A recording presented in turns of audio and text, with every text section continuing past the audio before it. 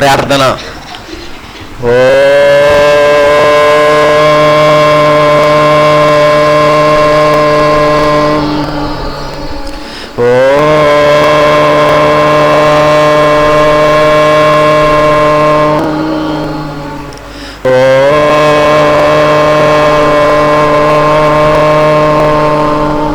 గురుర్బ్రహ్మా గురుర్విష్ణు గురుర్దేవో మహేశ్వరః గురు సాక్షాత్ పరబ్రహ్మ తస్మై శ్రీ సద్గురువే నమః.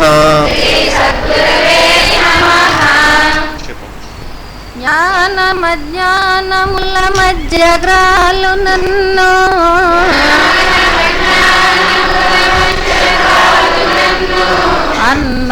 అన్నపానాలకై అంగలార్చు నన్ను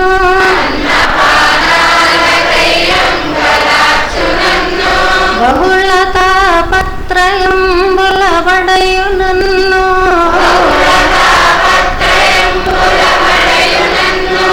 భక్త చిది కింధనంబునే ధరలు నన్ను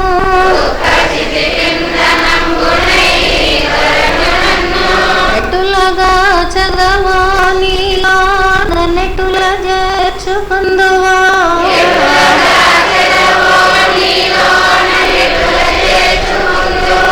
దేవా నేను నీ యందే భారమాని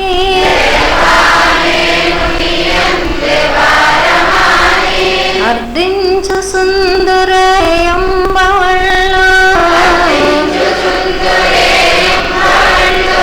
నిన్నే వీక్షించు సుందనే తిన్ను కన్ను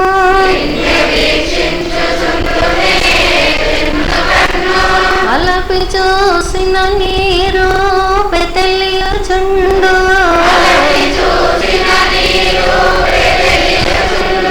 వెలసి కాంచిన నీ కాంతి వెలుగుచుండు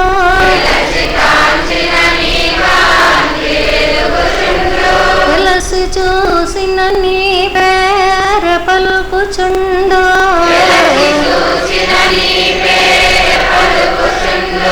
నీవే సకలంబు నీయందు నేను గలను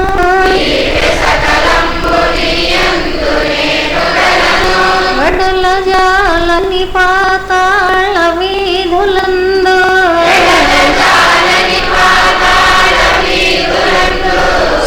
శరణేరని ఆకాశ సీమలందు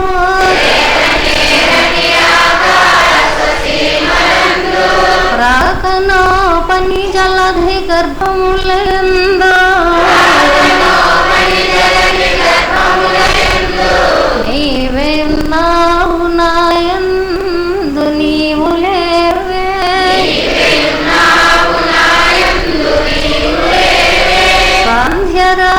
సాంధ్యరాగములందును సస్సులందు విసలయంబుల ఎర్రని ప్రసవములను సానుల భారెడు నది చల్లమందు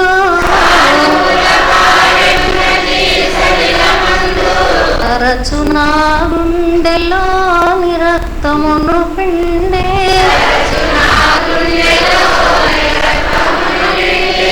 ఓత కోసితి వాలే తప్పుడమి నన్ను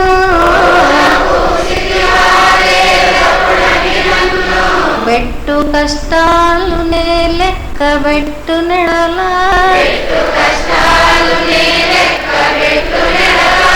ఏది విశ్రాంతి నీ ధ్యానమే సమాధే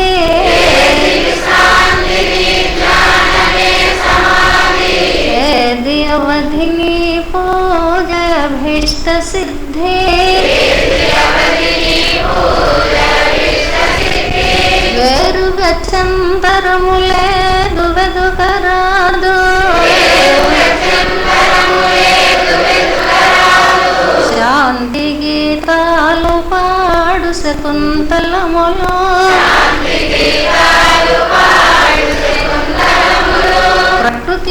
తీర్థలను తలంబ్రాలు జల్లు మగములు గిలేసి నీ మహోన్నతికి మృక్కు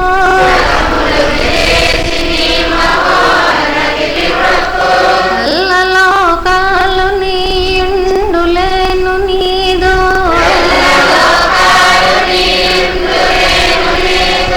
పాద సేవకునైననే పనికిరానే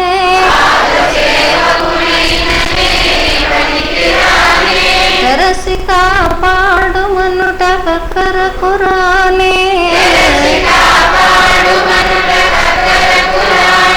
చూడు మీ నన్ననుటకు నోసుకొనలేదే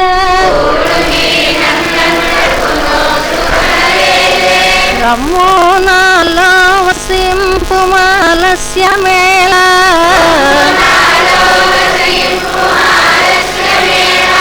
రమ్ము నా ఎట్టెదుటకు హెమ్ములేలా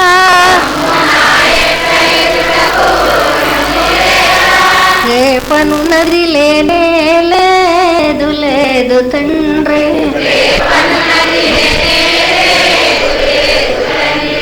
ఓం ఈశ్వర నీవు అనంతుడవు అనుపమానుడవు ఆకాశం వల్ల నిండి గాలి వలె వ్యాపించి భూమి వలె చరాచర భూతకోటిని మోయిచున్నాడవు సూర్యుని వలె జగజ్జాలములను వెలిగించుచున్నాడవు నీకంటే గనులు కాని పూజ్యులు కాని పవిత్రులు కాని ఎవరునూ లేరు ఓ స్వామి నీ మహిమ నీ శక్తి నీ వైశాల్యము నీ లోతు నీ సర్వజ్ఞత్వము తెలిసిన వారెవ్వరునూ లేరు నీవు సృష్టి స్థితి లయములకు మూలమై జ్ఞాన అజ్ఞానములు కలిమిలేములు ఘనాధికములు బంధమోక్షములకు అతీతమైన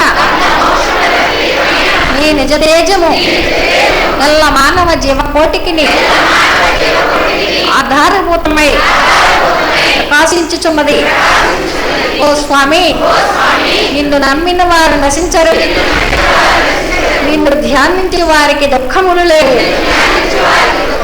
నిన్ను మనస్సులో ఉంచు వారికి భయము లేదు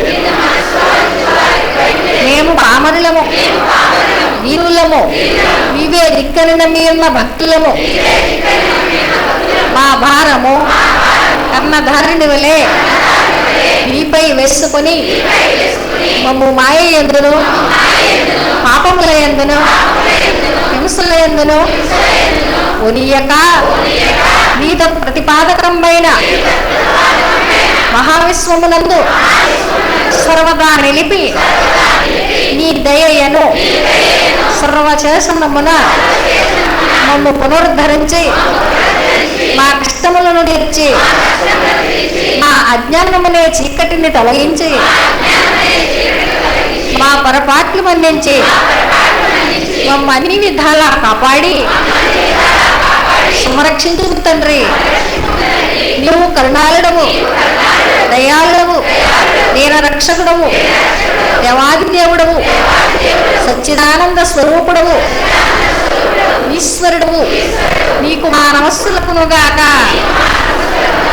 నమస్తే నమస్తే నమస్తే నమః సహస్రశీర్షం దేవం విశ్వాక్షం విశ్వసింభవం విశ్వం ఉషేన్సా సద్గురుం దేవమక్షరం పరమం పదం విశ్వతా పరమాన్నిత్యం విశ్వం ఉషేన్సా సద్గురుం హరిం విశ్వమే వేదం పురుషః సద్విశ్వముపజీపతి ప్రతిం విశ్వస్యాత్మే సర్గం స్యాస్తితకం శివమచ్యుతం ఉషేన్సా సద్గురుమహాజ్ఞేయం విశ్వాత్మానం పరాయణం ఉషేన్సా సద్గురు పరం జ్యోతిరాత్మా ఉషేన్సా సద్గురు పరః उष्येन च सद्गुरु परं ब्रह्मतत्त्वं उष्येन च सद्गुरु परः उष्येन च सद्गुरु परो ध्याता ध्यानम् उष्येन च सद्गुरु परः यच्च किञ्चित् जगत् सर्वं दृश्यते श्रूयते वा अन्तर्बहिर्जगत् सर्वं व्याप्यं उष्येन च सद्गुरुस्थितः अनन्तमव्ययं कविगं समुद्रयन्तं विश्वसम्भवं पद्मकोशः प्रत्येकासनव्रतयं च्यप्यदोमुखः अयो निष्ट्याविदशान्तेनाभ्यामुपरि तिष्ठते ज्वालमालाकुलं भाते विश्वस्यायतनं महत् सन्तरकं शिलाविस्थलं भक्त्या कोशसन्निभम् तस्यान्ते सुसर्गं सूक्ष्मं तस्मिन् सर्वं प्रतिष्ठितं तस्य मध्ये महाग्निर्विश्वाक्षरविश्वतोमुखः सोऽग्रभुग्विभजन्ते सान्नाहारमुजरः कविः ईर्यगोर्धमदस्सायैरस्मैस्तस्य सम्पदः सन्दापयति स्वन्देहमापादतलमस्तकः तस्य मध्ये वैशिखा अणियोर्ध्यवस्थितः नीलतो यदमध्यस्तद्विज्वलेकेव भास्वरः देवारशोकवर्तन्ने पेताभास्वच्छनोपमा तस्य शिखाया मध्ये श्रीपुष्येन सहस्रद्गुरुव्यवस्थितः ॐ स ब्रह्मा ॐ स शिवा ॐ स हरिश्चन्द्र श्रेयुष्येन स सद्गुरु परब्रह्मणोऽक्षरं परमेश्वराय राजाधिराजाय प्रसवे साहिने नमो वयं वै श्रवणाय कुर्महे समे कामान् कामकामाय मह्यं कामेश्वरो वै श्रवणो ददातु कुबेराय वै श्रवणाय महाराजाय नमः ॐ तद्ब्रह्मा ॐ तद्वायुः ॐ तदात्मा ॐ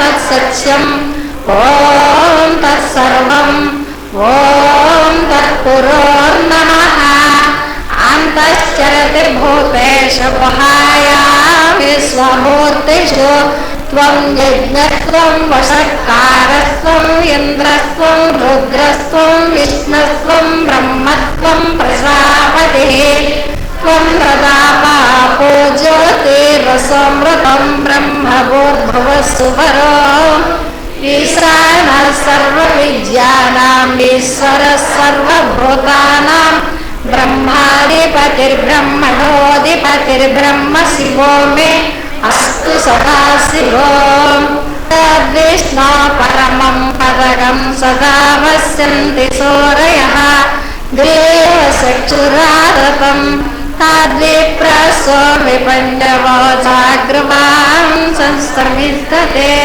विष्णोर्यः परमं पदं रुदकं सत्यं परं ब्रह्मपुरुषं कृष्णलिङ्गम् ऊर्ध्वरेतं विरूपाक्षं विश्वरूपाय वै नमो नमः ॐ विराट्पुरुषाय विद्महे श्री उमर आलीशा सद्गुरुस्वरूपाय धीमहि तन्नो श्री उमर आलीशा सद्गुरु प्रचोदयात् ॐ विराट्पुरुषाय विद्महे श्री हुसैन सद्गुरुस्वरूपाय धीमहि तन्नो श्री हुसैन सद्गुरु प्रचोदयात् ॐ विराट्पुरुषाय विद्महे श्री मोहिदीन मारुषा सद्गुरुस्वरूपाय धीमहि तन्नो श्री मोहिदीन मारुषा सद्गुरु प्रचोदयात्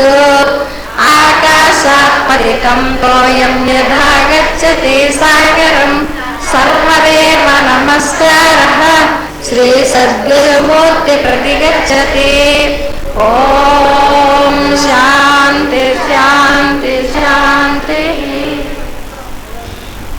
సభ్యులంతా కూడా ఎక్కడ వారు అక్కడే నిశ్శబ్దంగా కూర్చోవలసిందిగా విజ్ఞప్తి.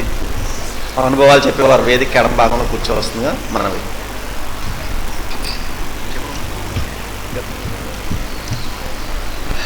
నీ మాయాన్నవమెంత లోతు గలదో, నీ తేజమేలాడిదో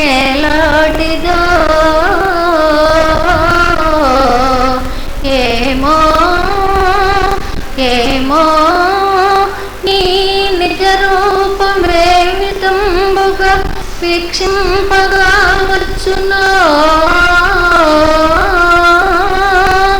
ఏ మార్గమున నిన్ను చేరగలమో,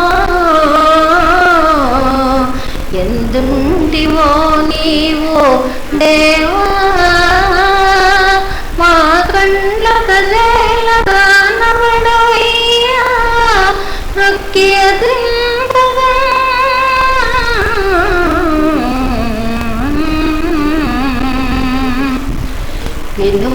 వినుమాచర్యమిదియు వినిపింతున్న కట, అనువులో బ్రహ్మమట సాగాంచుట.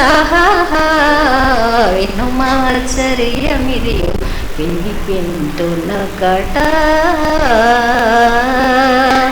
జన్మమెత్తితిగాని జీవునకు సుఖమెరుగా, సన్మానమెవ్వరికి చేయలేనిది.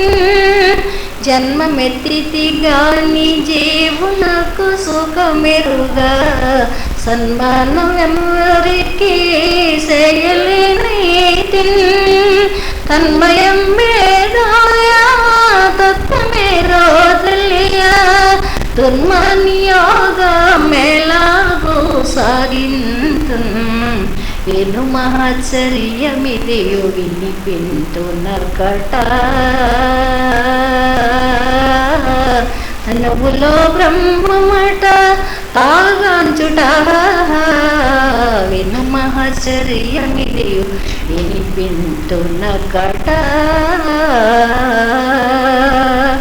ధనధాన్యములు గోర్చి దరగాన కను తిరిగి, వినయమేమీ లేక విర్రవీగుచును.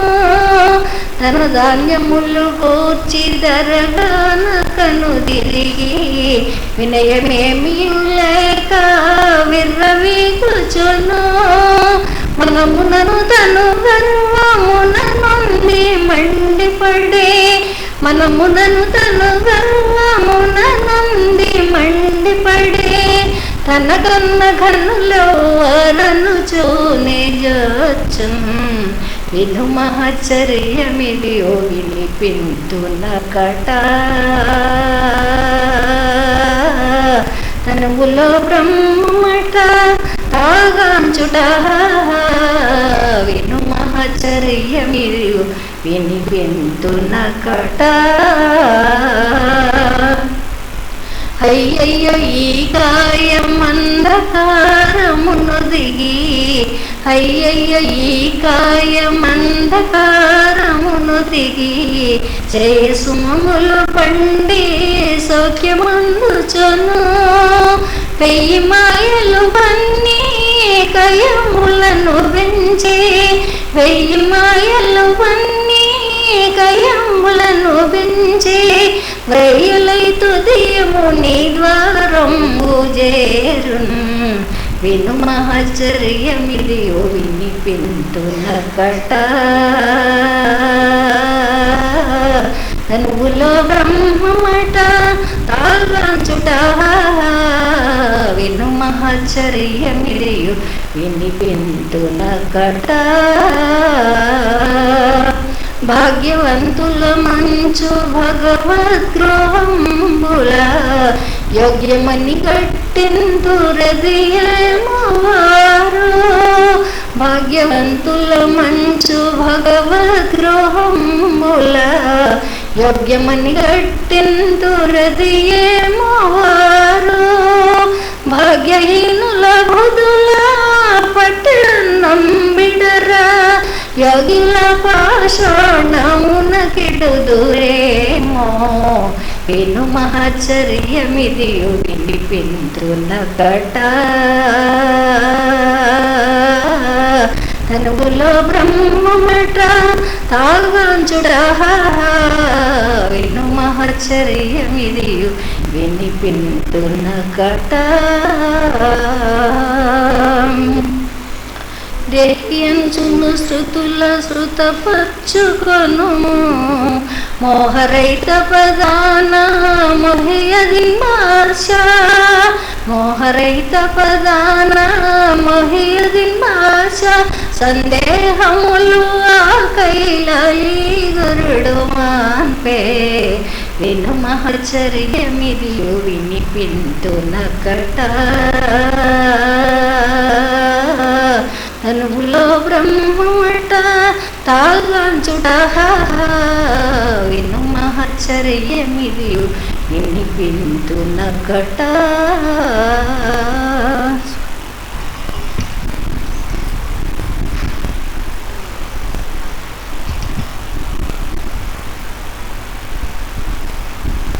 శ్రీ శ్రీ శ్రీ విశ్వ విజ్ఞాన విద్య ఆధ్యాత్మిక చక్రవర్తులకు సాష్టాంగ నమస్కారములు. గురువారం సభా కార్యక్రమాన్ని ప్రత్యక్షంగాను పరోక్షంగాను వీక్షిస్తున్నటువంటి 50 మందికి కూడా నమస్కారం. ఈనాటి సభలో ముందుగా శ్రీమతి ద్రౌపది గారు సభను ఉద్దేశించి ప్రసంగం చేస్తుంది.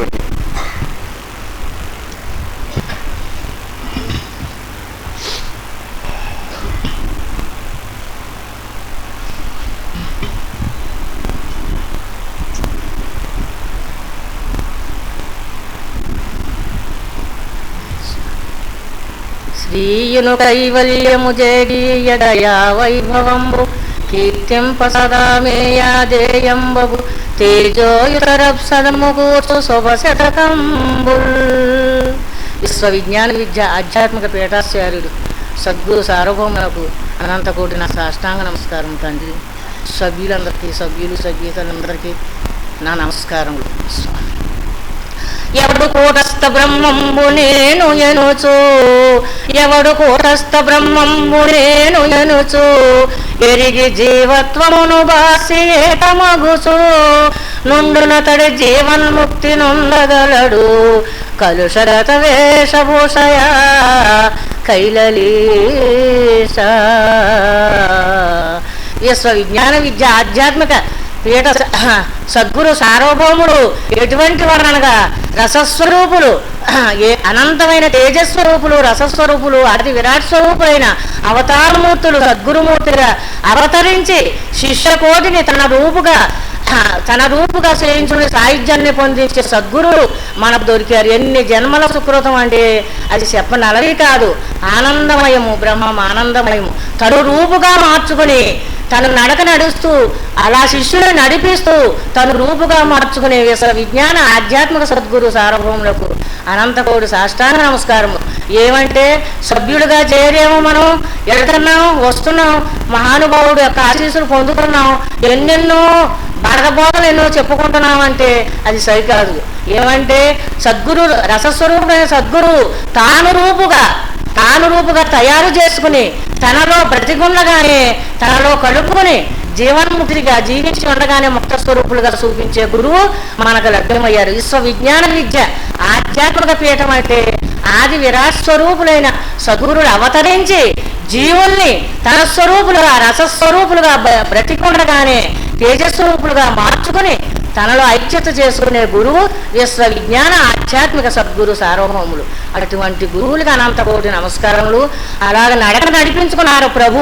ఏమంటే ప్రభాత కాలమున సృష్టిలో పుట్టిన ఆది విరాట్ స్వరూపులైన సద్గురువులు అవతరించి సృష్టిలో పుట్టిన ఆ మహామంత్రాన్ని, సృష్టి ఉన్నంతకాలం ఉండే మహామంత్రాన్ని ఈ శిష్యకోటికి ప్రసాదించి ప్రబోధించి తన రూపుగా సాయుధ్యాన్ని పొందించుకునేటట్టు నడక నడిపిస్తున్నారు.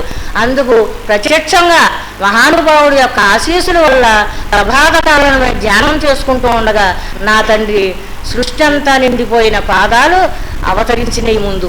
ఆ ప్రభాత కాలంలో ధ్యానంలోనే ఇదంటే ఈ దృష్టి మార్చుకుని ఆ దృష్టానం మార్చుకుని ఆ దృష్టిని ఏనాడైతే మహామంత్రాన్ని ప్రసాదించారో సద్గురుమూర్తి, నా తండ్రి తప్ప నీ రూపము నీ నామము నీ పాదం తప్ప నీ దైవం రక తండ్రి, మానవ కోటిని ఉద్ధరించడానికి వచ్చిన రసస్వరూపుడు గురువు నా తండ్రి, అటువంటి గురువు లభ్యమయ్యారా ప్రభు అని చెప్పేసి ఆనందమయంతో ధ్యానంలో చేసుకుంటూ ఉండేది ఈ శరీరం.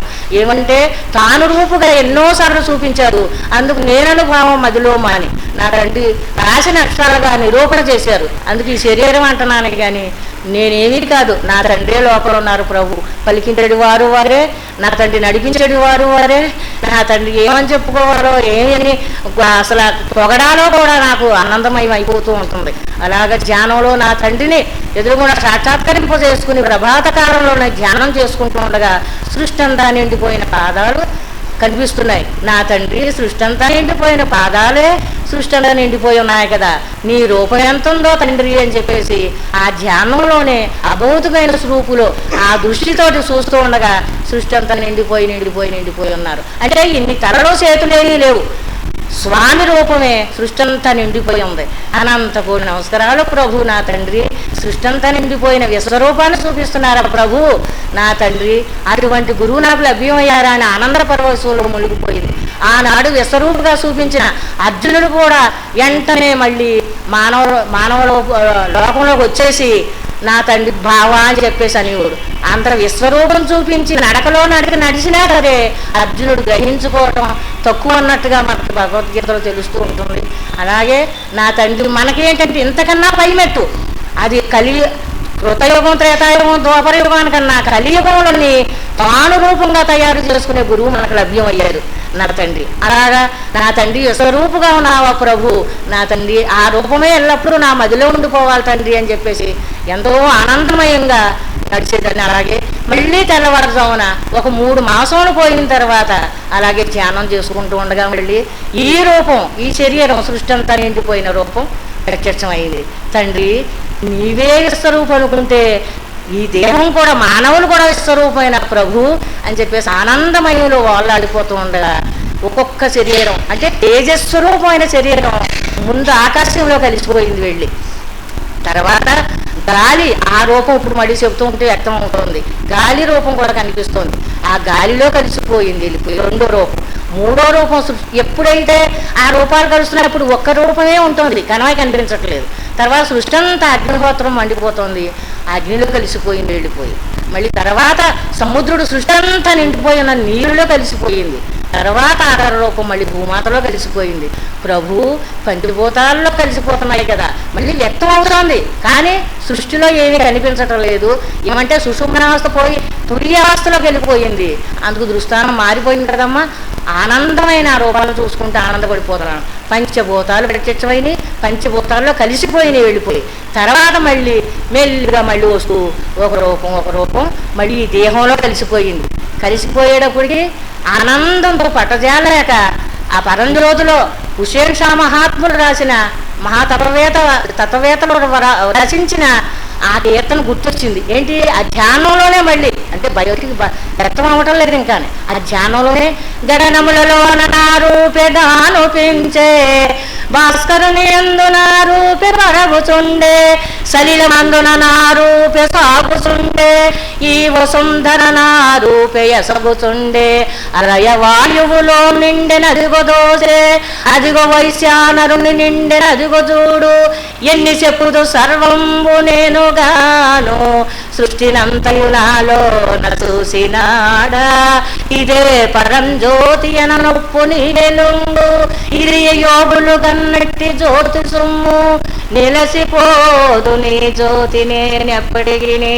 ఎంతటి దయామయుడో చూడండి, రసస్వరూపుడైన తేజస్వరూపుడైన నిర్గుణ పరబ్రహ్మ స్వరూపుడైన సద్గురువు మనకు లభించి తాను రూపంగా తయారు చేసుకునే గురువు మనకు లభించారు.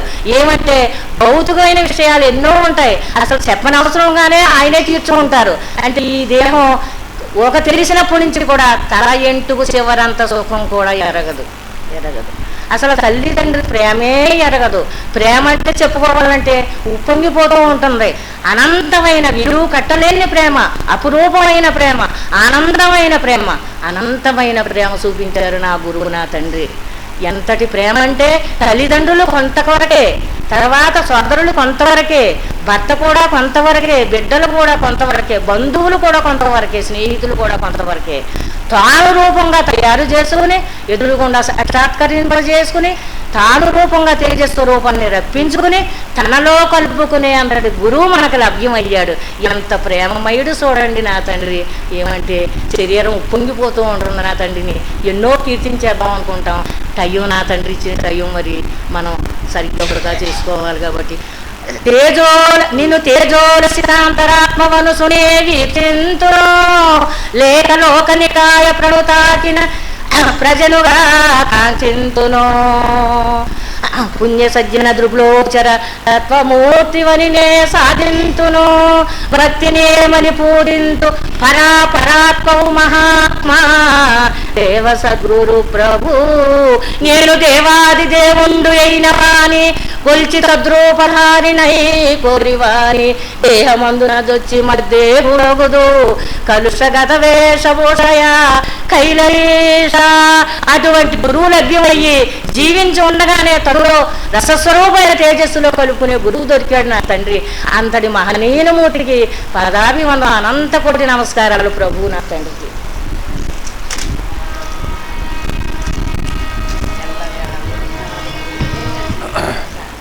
అఖిలాండ కోటి బ్రహ్మాండ నాయకుడైనటువంటి సద్గురు స్వరూప మహామంత్రం, ఆ యొక్క సృష్టి స్వరూపంగా ఉన్నటువంటి మహామంత్రాన్ని ఆవిడికే కాదు మనందరికీ కూడా ప్రసాదించారు స్వామి. తిరిగి ఆ యొక్క అఖిలాండ కోటి బ్రహ్మాండ స్వరూపంగా పంచభూతాల్లోని కూడా కలిసి ఉన్నట్టు అనుభవపూర్వకంగా నిరూపించినట్టు ఆవిడ తెలియజేశారు. అదే జీవన్ముక్తి అని చెప్పి స్వామి మనకి తెలియజేస్తుంటారు. అటువంటి రహస్యాన్ని మనకి స్వామి ప్రబోధించేటటువంటి పీఠం, మహోన్నతమైనటువంటి పీఠం అని చెప్పి చాలా చక్కగా చెప్పినటువంటి ద్రౌపది గారికి సభ తరపున కృతజ్ఞతలు తెలియజేస్తున్నామని. ఇప్పుడు కోమల్ గారు.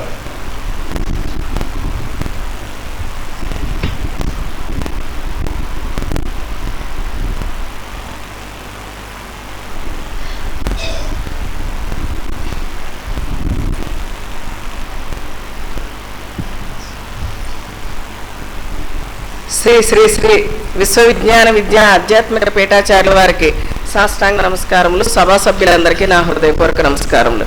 ఈరోజు శాతత్వంలో అరిషడ్ వర్గాలు అనేటువంటి విషయం గురించి స్వామి మనకేం సెలవిచ్చారో తెలుసుకుందాం.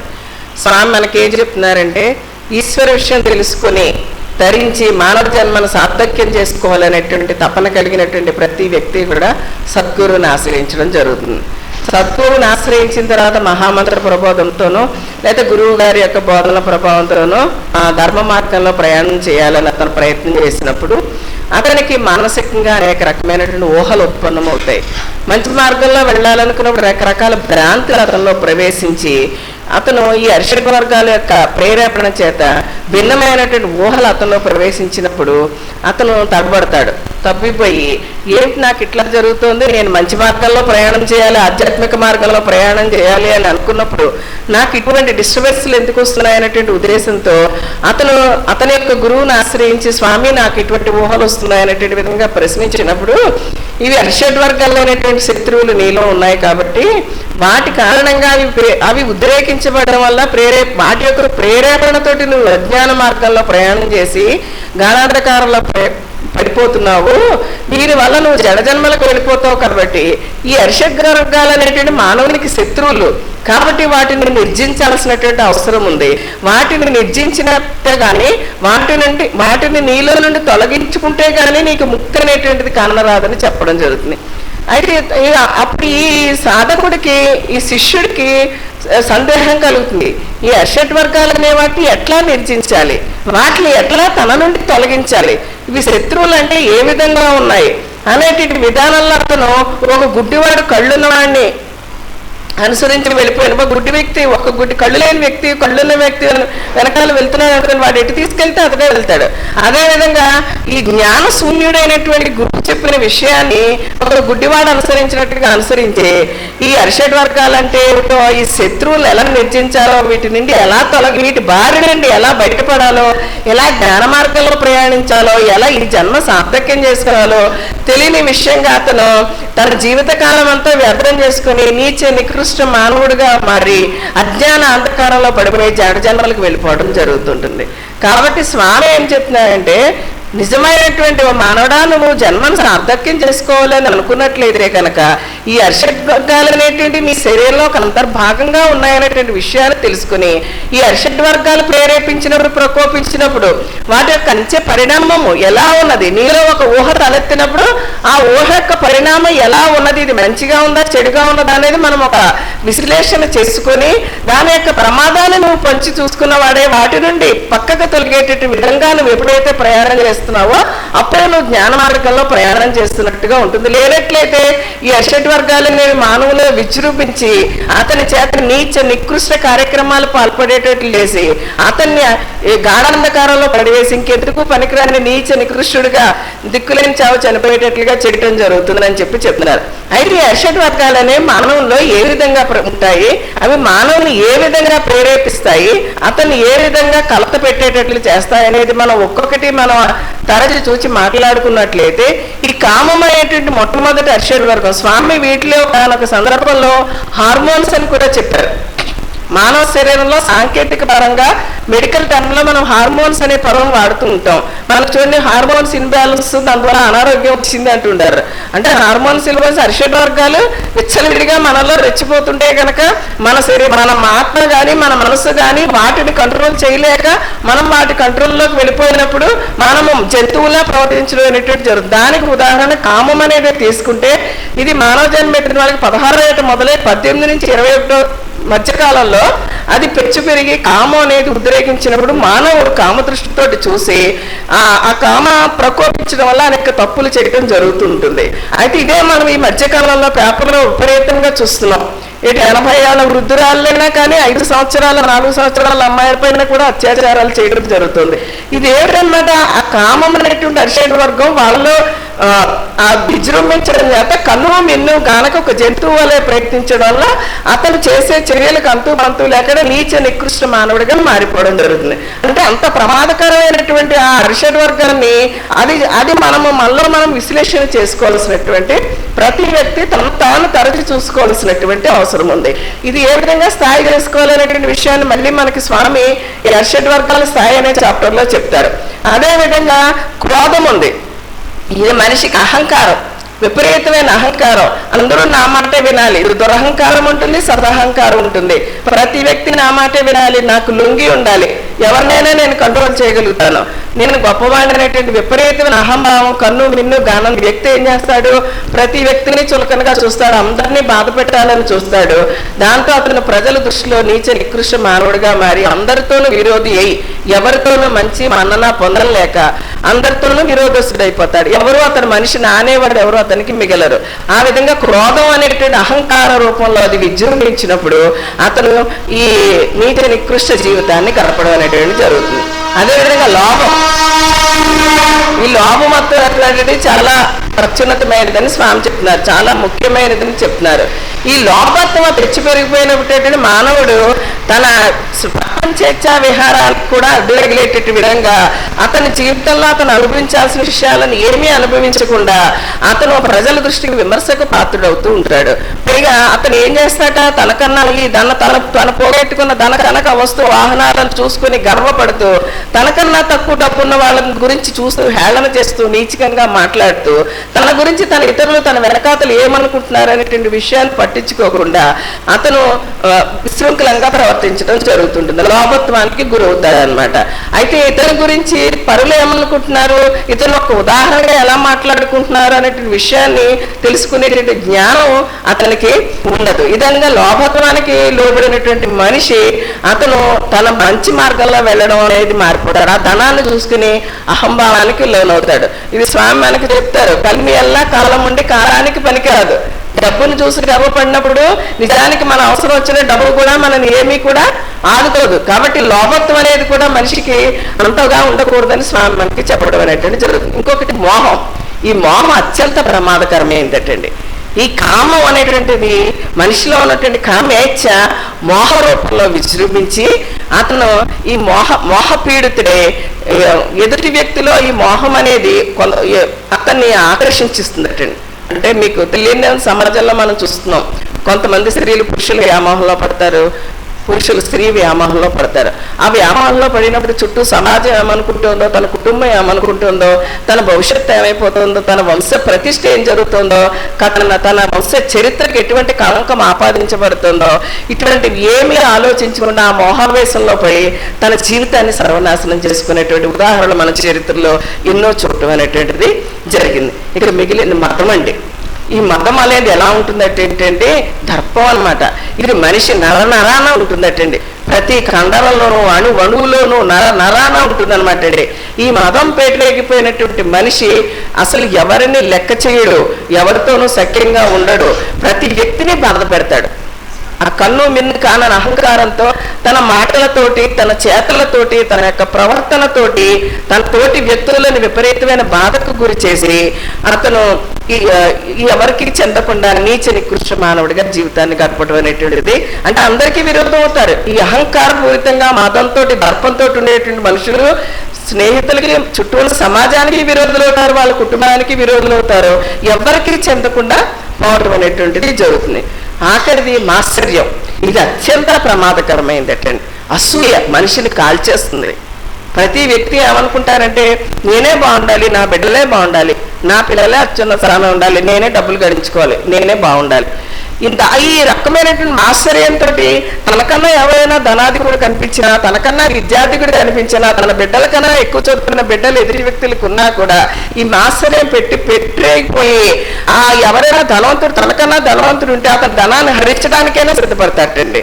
అదేవిధంగా తనకన్నా విద్యాధికుడు ఎవరైనా ఎదురైనప్పుడు ఏదో విధంగా అతన్ని ఆ విద్యల విషయంలో ఓడించి అతను అవమానించాలని కోరుకుంటాడు. అదేవిధంగా తన బిడ్డల యొక్క ఉన్నతిని కోరుకోవడం తప్ప, మన బిడ్డలు బాగుండాలని కోరుకోవడం తప్పలేదు, కానీ మన బిడ్డల కన్నా ఇంకెవరు బాగుండకూడదు అనేటువంటిది చాలా తప్పు. ఈ ఆశ్చర్యం పెరిగిపోయినప్పుడు ఏంటంటే ఈ మనిషి ఎంతకు దిగజారుతాడు ఏంటంటే చివరికి హత్యలు చేయటానికి కూడా వెనుకాడాడు. ఎటువంటి పరిస్థితుల్లో అతను ఆఖరికి ఈ తప్పులు చేసి చేసి చేసి ఆఖరికి అజ్ఞాతానికి వెళ్ళిపోవడము, హత్యలు గురి కావడము, లేదా కారాగారానికి వెళ్ళిపోవడం కూడా జరుగుతుంది. ఈ జరిగే హత్యలన్నిటికీ కారణాలు ఇలాంటి ఆవేశ కార్యశాలు, ఈ మాత్సర్యం, అసూయ ఎన్నో తప్పులు మన నుండి చేయిస్తుంది. అయితే దీనికి పరిష్కారం ఏంటి? ఈ అరిషడ్ వర్గాలు మనలో విజృంభించినప్పుడు, మనం ఇన్ని తప్పులు చేసే అవకాశం ఉన్నప్పుడు వీటి నుండి మనం బయటపడడం ఎలాగా, వీటిని నిర్జించటం ఎలాగా, వీటిని మన నుండి తొలగించుకోవటం ఎలాగా? ఇది తప్పు. ఎందుకంటే పంచభూతాలు అనేవి సృష్టిలో ఎలాగే మమేకం అయిపోయి ఉన్నాయో మనలో కూడా, మానవుల్లో కూడా ఈ పంచభూతాలు అనేవి మానవ శరీరంలో కూడా ఉన్నాయని స్వామి చెప్తున్నారు. అదేవిధంగా ఈ అరిషడ్ వర్గాలు కూడా మానవుని శరీరంలో ఒకదానితో ఒకటి లింకప్ అయిపోయి ఉంటాయండి. ఇవి విడదీయడం ఎవరి వల్ల కాదు. ఒకటి తీసి పక్కనెట్టేయడానికి ఇదే ఒక శరీరంలో పార్ట్ కాదు. మన నరనరాన మన శరీరం అంతా ఈ అరిషడ్ వర్గాలను మన పుట్టుకతోటే మనలో ప్రవేశిస్తాయి.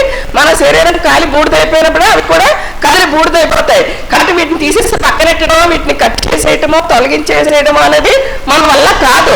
అది స్వామి ఏం చెప్తున్నారంటే ఇది ఒకదానితో ఒకటి లింకప్ అయ్యండి. పంచభూతాలను విడదీయడం ఎవరికైనా సాధ్యమా?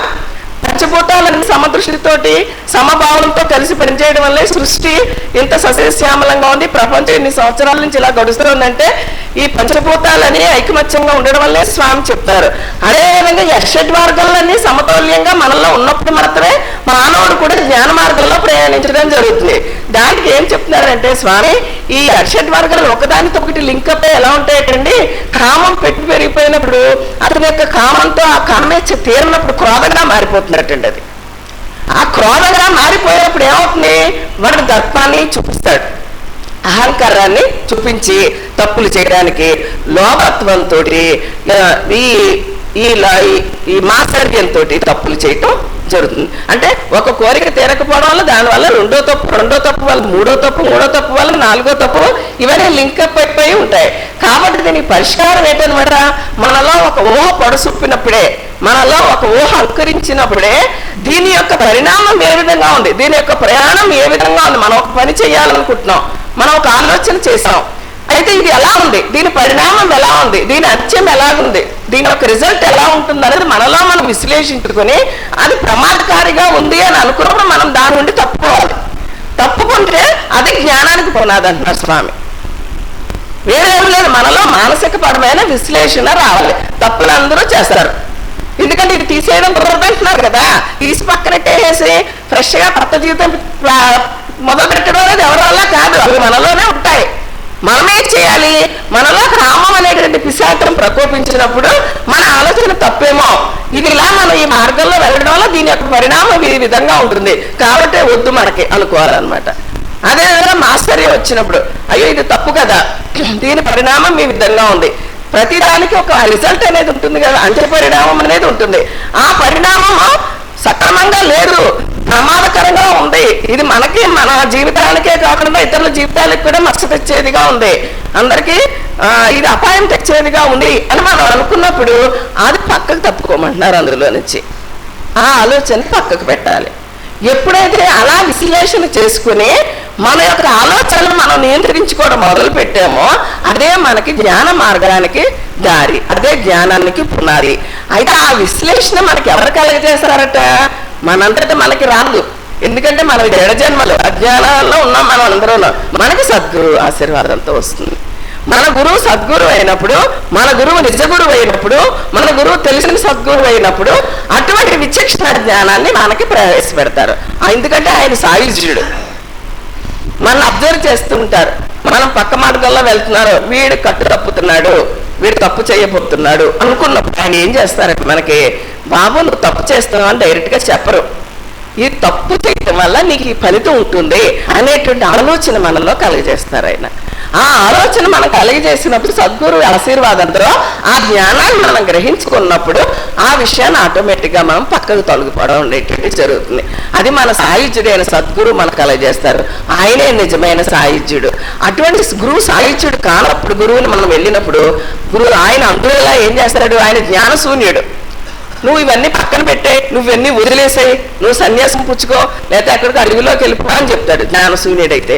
అదే తెలిసిన సద్గురు సాయుధుడు మనయ్య గారు అయితే ఏం చెప్తారు, ఇది విశ్లేషణ చేసుకో, దీని ఫలితం ఈ విధంగా ఉంది, దీని ప్రకారం నీ జీవితాన్ని మలుచుకోవాలి అనేటువంటి ఆలోచన మనలో కలగజేస్తారండి.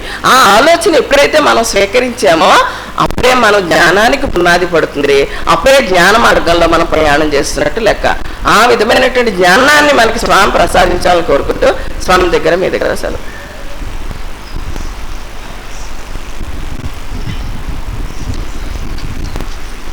అవతారి శ్రీ హుస్సేన్ షా సద్గురువర్యుల చేత ఆ రచింపబడినటువంటి ఆ జ్ఞానామృతం అది మన యొక్క దైనందిన జీవితంలో ఇట్ ఈజ్ ఎన్ ఎన్సైక్లోపీడియా. అంటే ఇంకా విజ్ఞాన సర్వస్వం అని తెలుగులో చెప్పాలంటే విజ్ఞాన సర్వస్వం. ఈ ప్రపంచంలో లేనిదంటూ లేదు. అటువంటి మహోన్నతమైన గ్రంథాన్ని రచించి పెట్టారండి స్వామి. ఇడిచి చదవడమే మనకి తర్వాయి.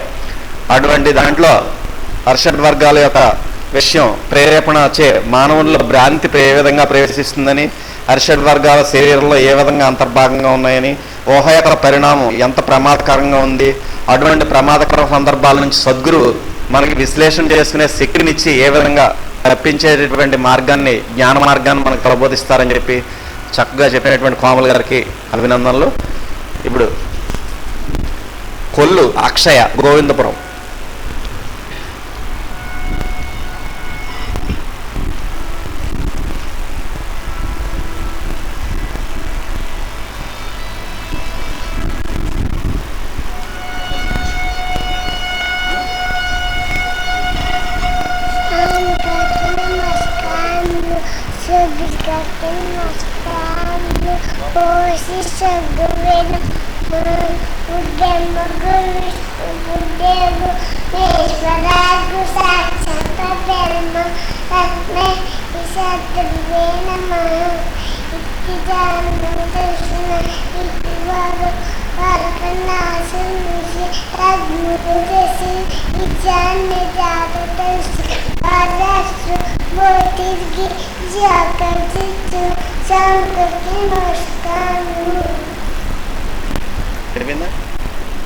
Very good. స్వామికి నమస్కారం పెట్టు. మా వారి తల్లిదండ్రులు కూడా రండి తల్లి. అలా చిన్నతనం నుంచి కూడా మనం నమస్కారం చిన్నతనం నుంచి కూడా పిల్లలకి ఈ జ్ఞాన మార్గాన్ని అలవాటు చేసినట్లయితే చాలా మంచి భావి భారత పౌరులు అవుతారు. కొల్లు అక్షయ్కు అభినందనలు తెలియజేస్తున్నాను. అనుభవాలు చెప్పేవారు ఎవరున్నారమ్మా?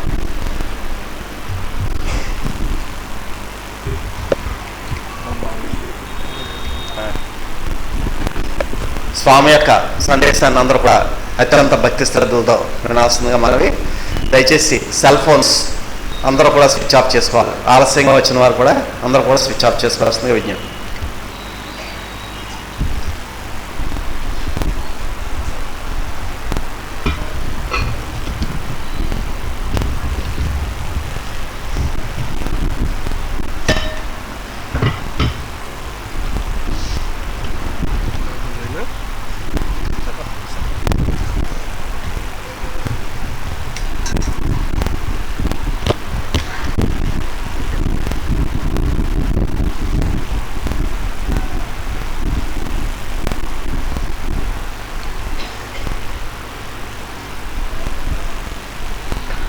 శ్రీ విశ్వ విజ్ఞాన విద్య ఆధ్యాత్మిక పీఠ సభా సభ్యులకు సభ్యులకు పరోక్షంగా అంతర్జాల ద్వారా ఈ కార్యక్రమాన్ని వీక్షిస్తున్నటువంటి సభ్యులకు నా హృదయపూర్వక స్వాగతం. శ్రీ విశ్వ విజ్ఞాన విద్య ఆధ్యాత్మిక పీఠంలో మనం మన భౌతిక దైనందిన జీవన విధానంలో ఉన్నటువంటి తాపత్రయాలు, కష్టాలు, సుఖాలు, సమస్యలు, ఇతర విషయాలు దృష్టిలో పెట్టుకుని మనం స్వామి సన్నిధానానికి వచ్చి వారిని దర్శించుకుని మరి ఆశీర్వాదం పొంది ఆ ఫలాలు స్వీకరించాలి, ఆ కష్టాలు తొలగిపోవాలి, ఆ బాధలు తొలగిపోవాలి, ఆ తాపత్రయాలు నుండి మనం అధిగమించాలి అనేటువంటి విషయాలు ఎన్నో మన యొక్క మనసులో ఉండి వారి యొక్క సన్నిధానం వస్తుంటాం. ఆ వచ్చినప్పుడు మన స్వామి యందు పరిపూర్ణమైనటువంటి భక్తి, విశ్వాసం, లక్ష్యం ఉన్నప్పుడు మన ఆశించినటువంటి ఫలం మనకి సిద్ధించి దాని యొక్క ఫలితం మన యొక్క అనుభవంలో మనకి నిరూపణ కాబడుతుంది. మనం వచ్చినప్పుడు మనం వచ్చిన వెంటనే నాకు ఈ కోరిక ఉంది, ఈ సమస్య ఉంది, ఈ బాధ ఉంది, ఇది సమస్య పోవాలి, తొలగిపోవాలి, ఇది పరిష్కారం కావాలి అనే దృష్టితో మనం వస్తాము. వచ్చినప్పుడు మనకి అక్కడ స్వామి యొక్క విషయంలో మన యొక్క విశ్వాసం, భక్తి ఏ రూపంగా స్వామి యందు మనం నిరూపణ తీసుకోగలుగుతున్నాం అనేటువంటి విషయాన్ని ఆయన అభౌతికమైనటువంటి దృష్టితో మనపై ప్రసరింపజేసి వాటిలో ఉండేటువంటి ఆ భక్తి యొక్క, విశ్వాసం యొక్క విధానాన్ని తెలుసుకుని తదానుగుణంగా మనకు ఆ విధమైనటువంటి ఆశీర్వాదాన్ని మనకు ప్రసాదించడం జరుగుతుంది. అంటే యద్భావం తద్భవతి, అంటే మన యొక్క భావం యొక్క స్వరూపం అంటే విశ్వాసం, లక్ష్యం ఏ విధంగా ఉందో చూసి దాన్ని అనుసరిస్తే మనకు ఆ యొక్క ప్రతిఫలం, ఆశించినటువంటి ప్రతిఫలం సిద్ధించడానికి కావలసినటువంటి ఆశీర్వాద రూపమైనటువంటి ప్రసాదాన్ని మనకు ప్రసాదిస్తారు. మనం భావం యొక్క విధానంలో మన యొక్క లక్ష్యం, విశ్వాసం ఏ రూపంగా ఉందనేటువంటి విషయం మన యొక్క అంతర్దృష్టికి, మన యొక్క అంతర్భావానికి మనలో మనకు తెలుస్తుంది. అది తెలిసినప్పుడు మన యొక్క భావంలో ఉన్నటువంటి ఆ యొక్క విశ్వాసం, లక్ష్యం ఏ విధంగా ఉంది అనేటువంటి విషయం మనకు తెలిసి మనం ఆయన యందు పరిపూర్ణమైనటువంటి భక్తి, విశ్వాసం ఏర్పరుచుకుని వెళ్ళినట్లయితే మనకు అది సిద్ధిస్తుంది.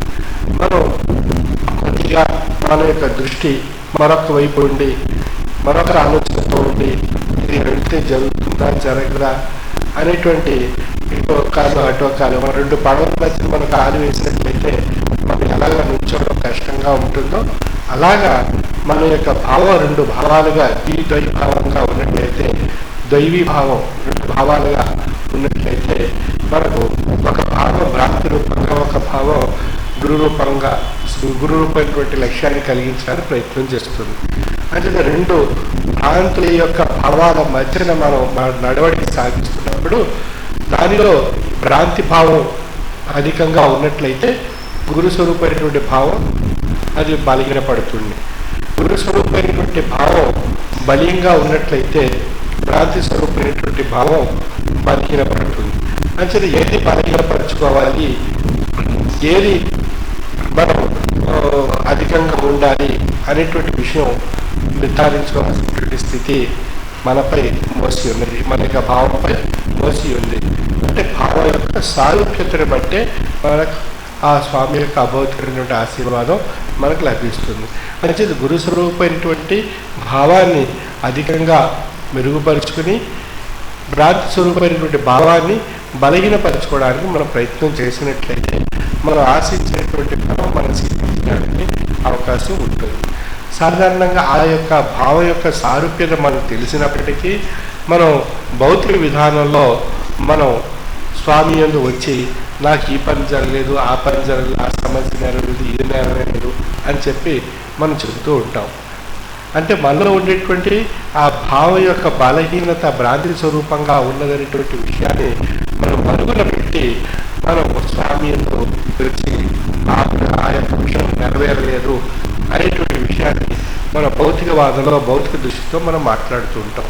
కానీ మనలో ఉండేటువంటి అంతర్భావపరమైనటువంటి ఆ యొక్క భ్రాంతి స్వరూపమైనటువంటి శక్తి అధికంగా ఉండి గురు స్వరూపమైనటువంటి లక్ష్యం బలహీనంగా ఉందనేటువంటి విషయం మనకు తెలిసినప్పటికీ మనం దాన్ని మరుగున కప్పిపుచ్చి స్వామి యందు మనం రచన రూపంలో మన యొక్క దృష్టిని, మన యొక్క భాష్యాన్ని, మన యొక్క మాటల రూపంలో మనం తెలియజేస్తుంటాం.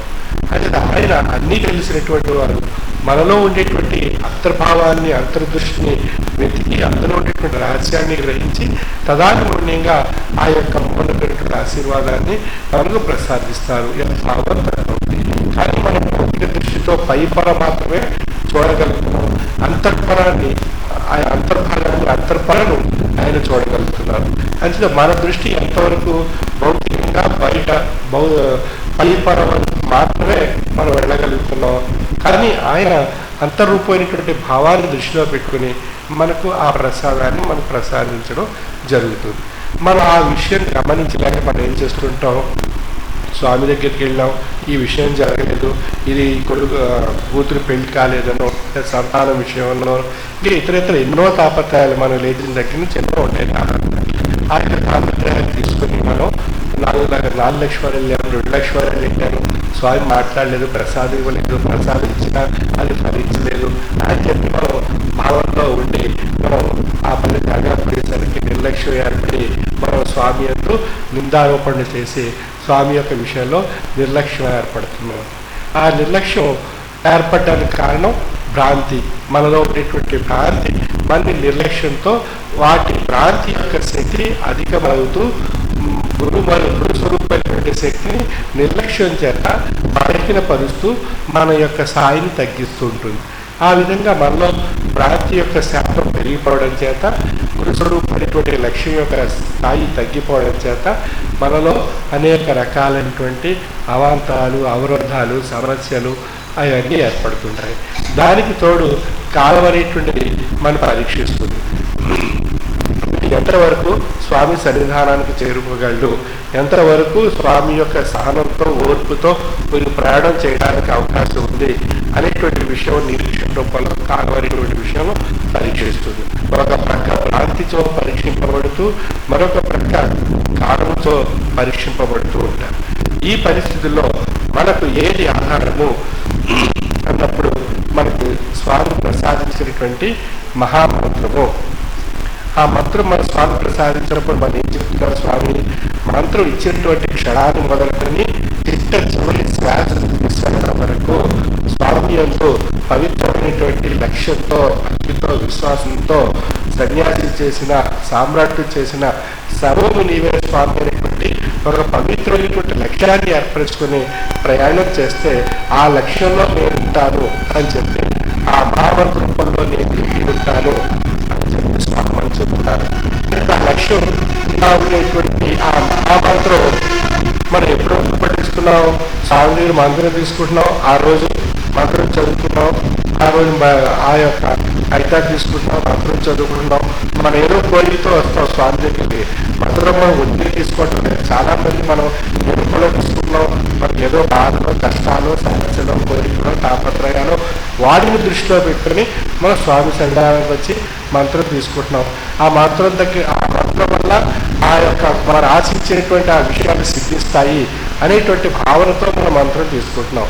ఆ మంత్రం తీసుకుని అది కొన్నాళ్ళు పట్టించి అది మనకి ఆ ఫలాలు మనకు కావాల్సినటువంటి అర్థాలు కోరికలు వగైరా ఇత్యాది విషయాలన్నీ నెరవేరుతూ ఉండగా ఇంకా కోరికలు పెరుగుతుంటాయి. కోరికలు ఆగవు. ఎందుకంటే ఒక కోరిక నెరవేరి ఫలించిన తర్వాత 10 కోరికలు పుడుతూ ఉంటాయి. ఆ 10 కోరికలు పుట్టిన తర్వాత ఆ 10 కోరికలు 2 నెరవేరిన తర్వాత మళ్ళీ దాంట్లో మళ్ళీ 10 పుడుతుంటాయి. ఆ విధంగా కోరికలు పెరుగుతూ ఉంటాయి. మన మనసుని పరిగెట్టిస్తూ అలసిపోయేటువంటి స్థితికి వచ్చేసరికి అప్పుడు భ్రాంతి యొక్క శక్తి ఆవరింపజేసి మనని అది నువ్వు ఆశించినటువంటి గురువు యొక్క శక్తి ఏంటో తెలుసుకో అని చెప్పి మనసుని నీ యొక్క మనం ఆచరించేటువంటి మహామంత్రం యందు మనం ప్రశ్నించడం జరుగుతుంది. మనం ఏం చేస్తా ఆ సమయంలో మంత్రం వల్ల అనేక ఫలాలు సిద్ధిస్తున్నాయని చెప్పి చదివి కొంతకాలం మన కోరికలు పుడుతుంటాయి, మంత్రులు చదువుతున్నాం, సిద్ధిస్తుంటాయి. ఆ విధంగా ప్రయాణం చేస్తున్న సమయంలో కాలం కూడా మనకు ఒక రకంగా మనకి పరీక్ష పెడుతుంది. సిద్ధించకుండా ఏదో అవరోధాన్ని కలిగించి మన యొక్క మనసుని మన యొక్క మహామంత్రాన్ని ఈ వ్యక్తి ఈ సాధకుడు ఏ విధంగా దీని యందు ప్రయాణం చేయడానికి అవకాశం కల్పించుకోగలుగుతాడు అని చెప్పి కాలం అనేటువంటి విషయం ప్రశ్నించినప్పుడు మనకి ఏదో సిద్ధించలేదు. వెంటనే స్వామి దగ్గరికి వచ్చేసి నాకు ఇది సిద్ధించలేదు, ఇది పొందలేదు, ఇది లభించలేదు అని చెప్పేసి మనం వెంటనే చెప్పేస్తుంటాం.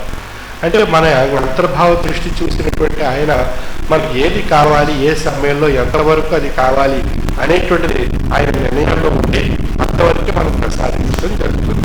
ఇదే ఒక సామెత, మ్యాన్ ప్రపోజెస్ గాడ్ డిస్పోజెస్ అనేటువంటి సామెత. అన్నప్పుడు మనిషి ఎన్నో ప్రతిపాదిస్తూ ఉంటుంటాడు, కానీ భగవంతుడు అన్నిటినీ తిరస్కరిస్తూ ఉంటాడు. అంటే భగవంతుడు ఏది కావాలి, ఏది ఎంతవరకు అతని ప్రాంతంలో విధిరాకలో ఎంతవరకు నిర్ణయింపబడి ఉంది ఆ ప్రసాదాన్ని ఆయన ప్రసాదిస్తారు.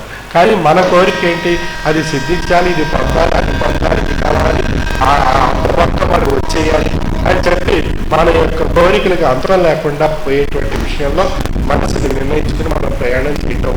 కానీ అక్కడికి వచ్చిన తర్వాత అవన్నీ తెలుసుకోబడటం చేత మనకు ఒక రకమైనటువంటి నిరాశ, నిస్పృహ ఏర్పడుతుంది. ఆ నిరాశ నిస్పృహలో మనకి ఏర్పడుతుంది, నిర్లక్ష్యం అనేటువంటిది ఏర్పడుతుంది. ఆ నిర్లక్ష్యం చేత మనకి స్వామి ఉన్నటువంటి భక్తి యందు, విశ్వాసం యందు బలహీనత ఏర్పడుతుంది, బలహీనపడుతుంది మన యొక్క విశ్వాసం, మన యొక్క భక్తి. ఎప్పుడైతే బలహీనపడిందో మన భ్రాంతి యొక్క సారి మనలో ఆవరించి అది ఆశాజనకంగా మార్చేస్తుంది, ఆశ రూపంగా మార్చేస్తుంది, అనేక ఆశలు పుట్టేస్తుంది. ఆ ఆశలు అందంగా కనిపిస్తాయి, ఆనందాన్ని ఇస్తాయి, ఎంతో గొప్పగా కనిపిస్తుంటాయి. ఆ ఆశల చుట్టూ మనం మనసు తిరగటం మొదలెడుతుంది. అప్పుడు మనకి ఏమనిపిస్తుంది, మరొక చోట ఈ గురువుగారిని వదిలి మరొక పీఠాధిపతిని, మరొక స్వామీజీని, మరొక గురువుగారిని, మరొక భగవంతుడిని, మరొక మతాన్ని ఆశ్రయిద్దాం అన్నటువంటి భావంలో వారు వెళ్ళిపోవడం జరుగుతుంది. ఆ యొక్క మనసు భక్తిమయం కాబట్టి ఆశ రూపంలో మనకి మతాల రూపంలో మార్చేస్తుంది, మన మనసుని మార్చేస్తుంది, మన యొక్క లక్ష్యాన్ని మార్చేస్తుంది, మన యొక్క ఆశించినటువంటి పూర్వం నుండి ఆశ్రయించినటువంటి గురువుని కూడా కల్పింపజేసి మరొక స్వామి కొత్త గురువుల్ని మన యొక్క దృష్టిలో ప్రవేశపెడుతుంది. ఆ విధంగా భ్రాంతి మనని ఆ యొక్క నాటకాన్ని ఆడించి పాత్ర వహించి మన ఈ స్థితి నుండి మరొక స్థితికి మార్చేస్తుంది. అది మనం గొప్పగా అందంగా కనిపించేసరికి దాని చుట్టే మనం తిరుగుతాం. తర్వాత ఆ ఆశ యొక్క నాటకం యొక్క స్థితి మన యథార్థం తెలిసిన తర్వాత అప్పుడు మనకు అనిపిస్తుంది మనం చేసినటువంటి పొరపాటు ఏమిటి అనేటువంటి విషయం. అప్పుడు ఆ పొరపాటుని ఎవరు తెలియజేస్తున్నారు, కాలం అనేటువంటి నాయుడు తెలియజేస్తున్నాడు. నువ్వు ఇంతకాలం ఈ స్వామిని ఆశ్రయించావు, ఇంతకాలం ఈ సేవ చేసుకున్నావు, ఈ ప్రసాదం పొందావు, ఈ ఫలాన్ని సిద్ధించావు, అవి పొందావు, అని పొందావు. చిట్ట చివరిగా మళ్ళీ నీ కాలం అనేటువంటి విషయంలో భ్రాంతి ఆశ రూపంలో పరీక్షించినప్పుడు నువ్వు భ్రాంతి స్వరూపమైనటువంటి అసహజనికంగా మారిపోయి వారిని విడిచిపెట్టి మరొక రూపంలో ఉండేటువంటి ఆ స్వామిని, మరొక రూపంలో ఉండేటువంటి గురువుని, మరొక రూపంలో ఉండేటువంటి మతాన్ని, మరొక రూపంలో ఉండేటువంటి మరొక శక్తిని ఆశ్రయించి నీవు ఈ స్థితిని, ఆ స్థితిని విడిచి మరొక స్థితికి చేరుకున్నావు అని చెప్పి ఆ కాలం అనేటువంటి విషయం పరీక్షించినప్పుడు అది భ్రాంతి యొక్క ఆశ వల్ల మనం ఆ విధంగా మనం నష్టపోయాం అనేటువంటి విషయం అప్పుడు కాలం యొక్క పరీక్ష ద్వారా తెలుసుకోగలుగుతున్నాడు. అప్పుడు కాలం అనేటువంటి విషయం మళ్ళీ అది గతించినటువంటి కాలం మళ్ళీ తిరిగి రాదు. ఈ రోజు లిప్త గడిచిందంటే ఆ లిప్త తిరిగి రాదు. అటు ధనం పోయినా, ఏ వస్తువు పోయినా, ఏ విషయమైనప్పటికీ అది పొందొచ్చేమో కానీ కాలం అనేటువంటి విషయం తిరిగి మనం పొందలేము.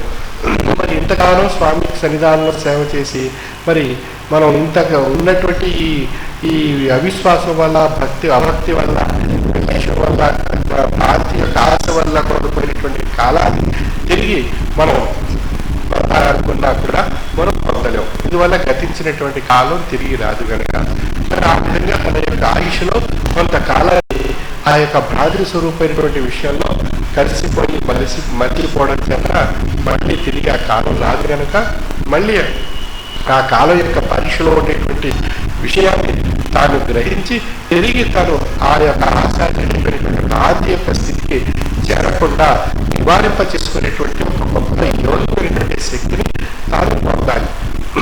ఆ శక్తి వల్ల తాను ఏం తెలుసుకోగలుగుతున్నాడు? భ్రాంతి తను ఆవహించినప్పుడు తాను దగ్గర ఉన్నటువంటి ఆయుధాన్ని ఛేదించి ఆ యొక్క భ్రాంతిని తాను ఆవహింపజేయకుండా, ఒకవేళ ఆవహించినప్పటికీ దాన్ని స్థాయిపరచుకోవడానికి కావలసినటువంటి ఆయుధాన్ని మహామంత్ర రూపంలో నీ స్వామి నీకు ఆ రోజున ప్రసాదించినటువంటి మహామంత్రాన్ని చిట్ట చివరి వరకు, తుది శ్వాస వరకు ఆ మహామంత్రం ఎన్నో పవిత్రమైనటువంటి లక్ష్యంతో, భక్తితో, విశ్వాసంతో ప్రయాణం చేసినట్లయితే అది గొప్ప యోగికమైనటువంటి శక్తిని ప్రసాదిస్తుంది. ఆ యొక్క మహామంత్రము మంత్రమే గురువే మంత్ర స్వరూపం. అసలు మంత్రాన్ని ఎప్పుడైతే మనం ధ్యానం చేసుకుంటుంటామో ప్రతిరోజును, ఆ విధంగా గురు స్వరూపమైనటువంటి ధ్యానం చేత లక్ష్యం మనకు వృద్ధి చెందుతూ ఉంటుంది. ఆ లక్ష్యం యొక్క స్థాయి వృద్ధి చెందినప్పుడు మనలో భ్రాంతి బలహీనపడుతుంది. అంటే మంత్రాన్ని మనం ప్రతిరోజు చదువుకోవాలి అని చెప్పి స్వామి అనేక కార్యక్రమాల్లో మనం చెబుతూ ఉంటారు. ఉదయం లేవగానే 11 సార్లు, రాత్రి నిద్రపోయే సమయంలో ఆ యొక్క మహామంత్రాన్ని 11 సార్లు మనం చేసుకోవాల్సిందిగా స్వామి ఆ యొక్క మహామంత్ర సమయంలో మనకు ఆదేశించడం జరుగుతుంది. మనం ఆ రోజే వింటాం. తర్వాత ఆ కోరిక మనం నెరవేరిన తర్వాత ఆ మంత్రాన్ని మర్చిపోతున్నాం, ఆ గురువుని మర్చిపోతున్నాం, ఆ విషయాన్ని మర్చిపోతున్నాం. మళ్ళీ ఏదో కోరికో, సమస్య, ప్రమాదం ఆనాడినప్పుడు అప్పుడు స్వామి గుర్తుకు వస్తారు. మళ్ళీ మనం పరిగెట్టుకుంటూ స్వామి దగ్గర నుంచి ఎంతో వినమ్రతతో, ఎంతో భక్తితో ఉన్నట్టుగా మనం నటిస్తూ ఉంటాం.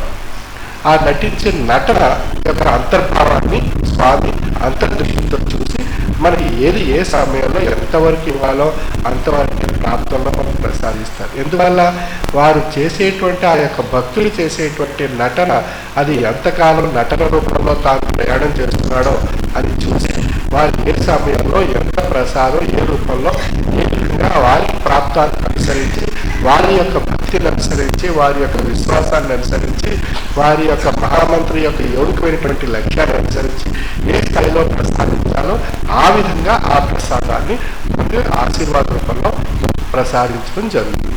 మనం ఒక వస్తువు కొన్నప్పుడు ఏం చేస్తాం? మనం కూరగాయలు కొనడానికి వెళ్తున్నాం అనుకోండి, మనం మంచి వంకాయలు ఉన్నట్లయితే వేరేసి మంచి వంకాయలు శుభ్రంగా ఉన్నటువంటివి తీసుకుని మనం ఆ డబ్బులు చెల్లిస్తాం. మరి ఆ విధంగా భక్తుడి యొక్క విషయంలో కూడా పుచ్చి వంకాయల్లో ఏ విధంగా అయితే మనం దూరంగా మనం త్వరగా వాడకుండా పక్కన పడేస్తున్నామో అలాగే ఆ యొక్క సద్గురువు కూడా ఈ యొక్క భక్తుల్లో ఉండేటువంటి ఆ పుచ్చితనాన్ని తొలగించుకోవడానికి కొంతకాలం, కొంత సమయం దూరంగా పెట్టి తర్వాత వాటిలో మార్పు తీసుకొచ్చిన తర్వాత మళ్ళీ తను స్వీకరించుకుని జరుగుతుంది. అంటే ఆ పుచ్చి యొక్క లోపం తనలో ఉంది అనేటువంటి విషయం తాను గ్రహించడానికి కాలం అనేటువంటి విషయం తాను పరీక్షించడం జరుగుతుంది. ఆ పరీక్షించినప్పుడు కాలం యొక్క పరీక్ష తెలుసుకుంటూ భ్రాంతి తనలో ప్రవేశించి ఆశాజనకంగా కనిపిస్తున్నటువంటి విషయాన్ని తాను గ్రహించినప్పుడు ఆ రెండింటి యొక్క సమన్వయాన్ని తెలుసుకోగలిగినప్పుడు అప్పుడు ఇది తప్పు, ఇది కాలం యొక్క విషయంలో తన పరీక్ష వల్ల ఈ ఆశ యొక్క భ్రాంతి తను ఆడించినటువంటి నాటకం వల్ల తనలో ఉండేటువంటి తన లోపాన్ని తాను గ్రహించి తెలుసుకోవడం చేత దీన్ని విడిచిపెట్టి అసలైనటువంటి యథార్థమైనటువంటి పదార్థాన్ని మనం తెలుసుకోవాలి, ధరించాలి. చిన్న వినక్తి భావము చంద్ర అజాండము పట్టుకోము స్వామి అంటే అజాండాన్ని మనం పట్టుకోవడానికి ప్రయత్నం చేయాలి అనేటువంటి భావంలో అప్పుడు మళ్ళీ మంత్రము అనేటువంటి స్వరూపం వైపు తన దృష్టి మరల్చుకుని ప్రయత్నం చేయడం జరుగుతుంది. రోజు మాత్రం చదువుకుంటే మనకు గుర్తుంటుంది. ఎప్పుడు మనం చాలా కాలం విడిచిపెట్టడం చేత మంత్రం గుర్తు రాక, మళ్ళీ ఆ మంత్రం విషయం తెలియక మంత్రాన్ని మనసులో మనం చదువుదామని కూడా మంత్రం మనకు గుర్తు రాదు. ఎందువల్ల రోజు చదువుతున్నప్పుడు అది గుర్తుకు వస్తుంది. ఒకరోజు చదివి కొంత సంవత్సరాల పాటు మనం మానేసినట్లయితే మంత్రం మళ్ళీ మనకు గుర్తు రాదు. రోజు శరీరానికి శ్వాస అవసరం. ఎందువల్ల శ్వాస లేకపోతే ఆ శరీరంలో ఉన్నటువంటి అవయవాలని ఎన్ని పనిచేయవు. అదే మంత్రం అనేటువంటిది మనసుకు శ్వాస కింద పనిచేస్తుంది. భౌతిక శ్వాస శరీరానికి ఏ విధంగా అయితే అవసరమో అదేవిధంగా మనస్సుకు మంత్రం అనేటువంటి శ్వాస అత్యంత అవసరము. అంచేత శరీరానికి అవసరమైనటువంటి శ్వాస యొక్క విషయం మనకు తెలియకుండా మన పనులు మనం చేసుకుంటూ ఆ శ్వాస యొక్క కార్యకలాపాలు ఎలా విధంగా సాగిపోతూ శరీరంలో ఉన్నటువంటి ఆయా అవయవాలన్నీ మా యొక్క శరీరం యొక్క శ్వాసను బట్టి ఆయా కార్యకలాపాలన్నీ సాగిస్తున్నాయి. ఒకవేళ శ్వాస యొక్క స్థాయి పెరిగిపోయినట్టయితే శరీరంలో అవయవాల్లో మార్పులు వచ్చేస్తాయి. శరీరంలో శ్వాస యొక్క స్థాయి తగ్గిపోయినట్లయితే శరీరంలో ఉండేటువంటి అవయవాల్లో మార్పు వస్తుంది. అంటే శ్వాస అనేటువంటిది సమతా స్థాయిలో ప్రతి నిమిషానికి 18 సార్లు మనం ఉచ్ఛ్వాస నిశ్వాస రూపంలో ఆ శ్వాస మనం జరుగుతూ ఉంటుంది. ఆ విధంగా ఆ శరీరం యొక్క విషయంలో శ్వాస యొక్క స్థాయి ఏ విధంగా అయితే ఉంటుందో అదేవిధంగా మనసు కూడా మహామంత్రం యొక్క శ్వాస స్థాయిగా ఉన్నట్లయితే మనకు అన్ని కూడా సక్రమైనటువంటి పనులు అన్నీ కూడా మన స్వామి యొక్క విషయంగా లక్ష్యంలో ఉన్నప్పుడు అవన్నీ సిద్ధిస్తూ ఉంటుంటాయి. మనం ఏదో కష్టం వచ్చింది అని చెప్పేసి ఊరికే మనం 1కి 4 సార్లు 100 సార్లు 2000 సార్లు మంత్రం చదివేసి కూర్చున్నట్లయితే దానివల్ల ఏమీ పనితో మనం పొందలేము. అదే మనం మన అన్ని సిద్ధించేదాన్ని ఏమీ అవసరం లేదు అని చెప్పి మంత్రం చదవడం మానేసినా మనకు ఆ యొక్క మహామంత్రం మనకు అవసరమైనటువంటి సమయంలో మనకు గుర్తుకు రాదు. ఆ విధంగా అంటే మన శరీరంలో శ్వాస పెరిగినా తరిగినా వచ్చేటువంటి నష్టం శరీర అవయవాల్లో ఏ విధంగా ఉంటుందో మనందరికీ భౌతికమైనటువంటి అనుభవంలో మనకు తెలియబడుతుంది. అదేవిధంగా మంత్రం అనేటువంటి ఒక శ్వాస కింద మనం అన్వయించుకున్నట్లయితే మనకి ఏదో కష్టం వచ్చిందని చెప్పి 100 సార్లు 100 సార్లు 200 సార్లు 300 సార్లు చదువుతూ కూర్చున్నట్లయితే అది ఏ విధంగానే ఫలించదు. మంత్రం మనకు అన్ని సిద్ధించాయని చెప్పి మనం మంత్రం చదవడం మానేసిన మనకి ఆ యొక్క మంత్రం యొక్క స్వరూపం చిట్టటి వరకు గుర్తురాదు. అంచేత మన స్వామి ప్రతి వారం కూడా ప్రతి సభలో కూడా మన ఉపదేశ సమయంలో కూడా మంత్రం యొక్క ఉపదేశ సమయంలో కూడా నువ్వు లేచి లేవగానే మహామంత్రాన్ని 11 సార్లు రాత్రి నిద్రపోయే సమయంలో ఆ యొక్క మహామంత్రాన్ని 11 సార్లు మననం చేసుకున్నట్లయితే మన యొక్క మహామంత్రాన్ని సమాన స్థాయిలో శ్వాస రూపంగా శరీరానికి ఏ విధంగా అయితే సమాన స్థాయి ఉచ్ఛ్వాస విశ్వాస రూపంలో ఏర్పడుతుందో అదేవిధంగా మన మహామంత్రం యొక్క స్థాయి కూడా సమాన స్థాయిలో మనం పొందినటువంటి అవకాశం ఉంది. ఆ విధంగా మనం నిరంతరం ఆ యొక్క స్వామి యొక్క లక్ష్యంలో ఉండేటువంటి అవకాశాన్ని కాలాన్ని మనం సద్వినియోగపరచుకోవడానికి ప్రయత్నం చేయాలి. అది కోరికలతోనో కాంతి స్వరూపమైనటువంటి విషయాలతోనో ముడిపెట్టి మనం ఉన్నట్లయితే ఆ మంత్రం యొక్క శక్తి కానీ ఆ స్వామి తెలియజేసేటువంటి తాత్విక జ్ఞానం యొక్క శక్తి కానీ మనకు తెలియబడదు. ఆ స్థితిలో భ్రాంతి ఆవహిస్తుంది. అరిషడ్వర్గాలు ఉద్రేకించి మనసుపై దాడి చేసి అనేక రకాలైనటువంటి ఉద్రేక స్వరూపమైనటువంటి కార్యకలాపాలను శరీరం చేత ఆజ్ఞాపింపజేసి శరీరం చేత ఆ కార్యకలాపాలు నిర్వహించేటువంటి పరిస్థితి కల్పిస్తూ ఉంటుంది. అంచేత అరిషడ్వర్గాలకి మనం లోబడిపోయేటువంటి పరిస్థితి ఉంది. ఇటు భ్రాంతి ఆశాజన్యకంగా భౌతికంగా మనం లోబడుకోవడానికి ప్రయత్నం చేస్తుంది. కాలం మనని పరీక్షించడానికి ప్రయత్నం చేస్తుంది. ఈ అన్నిటి యొక్క విధానాన్ని మనం సమీకరించుకొని మనం తెలుసుకొని ధరించాలి అన్నట్లయితే దానికి మూలం ఏది అన్నప్పుడు తాత్విక జ్ఞానము అన్నప్పుడు తత్వం, తాత్వికము అన్నప్పుడు తత్వం. తత్ అంటే అది, నీ త్వం అంటే నీవు, అది నీవు, ఏది నీవు అంటే అది నీవు అనేటువంటిది కుండలి, భ్రాంతి, కాలము, అరిషడ్వర్గాలు ఇవన్నీ కూడా బయటికి కనిపించేటువంటి వస్తువులు. ఏది నీవు అని ప్రశ్నించుకునేటువంటిదే జ్ఞానము అని చెప్పబడుతుంది. అంచేత కుండలి బయట భౌతికంగా ఉండేటువంటి కుండలి, భ్రాంతి, కాలము, అరిషడ్ వర్గాలు అనేటువంటివి భౌతికంగా మనకు కనిపించేవి. అంతర్లీనంగా ఉండేటువంటిది జ్ఞానము. అంతదా అంతర్లీనంగా ఉండేటువంటి ఆ జ్ఞానాన్ని నిక్షిప్తంగా ఉండేటువంటి ఆ జీవుడు గ్రహించడానికి ప్రయత్నిస్తూ ఉంటాడు. అంటే ఆ జీవుడికి కావాల్సినటువంటి ఆహారం ఏది? జ్ఞానం అనేటువంటి ఆహారం కావాలి. శరీరానికి ఏం కావాలి? బుద్ధి. మనుగడ సాగించడానికి బుద్ధి కావాలి. అది శక్తి లేకపోతే ఆ శరీరం మనుగడ సాగించదు. అంచేత బుద్ధి ఉంటేనే ఆ శరీరం శక్తి సమకూర్చుకుని మనుగడ సాగిస్తుంది. అంటే మనసు కూడా ఆహారం కావాలి, జ్ఞానము అనేటువంటి ఆహారం కావాలి. అది జీవుడు ఉండేటువంటి ఆహారము. అంటే మనలో ఉండేటువంటి జీవుడు తప్పించేటువంటిది జ్ఞానము అనేటువంటి ఆహారాన్ని తప్పిస్తున్నాడు. మనలో ఉండేటువంటి జీవుడు మనసు అనేటువంటి రూపం ద్వారా. అంటే మనలో ఉండేటువంటి జీవుని ఎలా దర్శిస్తాం? మనసు రూపంలో మనలో ఉండేటువంటి జీవుణ్ణి దర్శించవచ్చు. అంటే భావ పరిణామాన్ని బట్టి మనలో ఉండేటువంటి జీవుణ్ణి మనసు యొక్క స్వరూపం చేత మనలో ఉండేటువంటి జీవుడిని దర్శించవచ్చు. అంటే మనలో ఉండేటువంటి జీవుడిని మనం దర్శించాలి అన్నట్లయితే మనకి ఏది ఆహారం అన్నప్పుడు జ్ఞానము అనేటువంటి ఆహారం ద్వారా మనలో ఉండేటువంటి జీవుని దర్శించవచ్చు. అంటే భౌతికంగా ఉండేటువంటి శరీరాన్ని మనం భౌతిక దృష్టితో చూస్తున్నాం.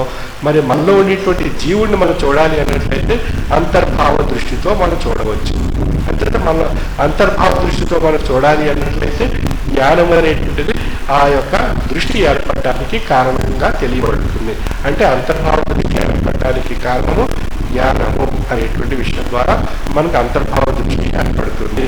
అంటే జ్ఞానం మూలం మిదం జగత్. ఈ జగత్తుకు మూలము జ్ఞానము. అంటే ఈ జగత్తును చూడాలి అన్నట్లయితే జ్ఞాన చక్షువులు కావాలి. మరి భౌతిక చక్షువులతో మనం భౌతికాలతో మనం ఏం చూస్తున్నాం?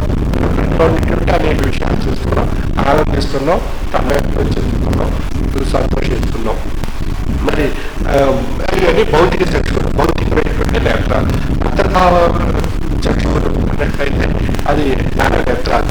ఆ జ్ఞాన నేత్రాలతో మనలో ఉండేటువంటి జీవుడిని మనం దర్శించవచ్చు. అంటే మనలో జీవుడు ఎలా ఉన్నాడని అని ప్రశ్నించవచ్చు. అంటే జీవరహస్యములు చేరేడు మార్గములతో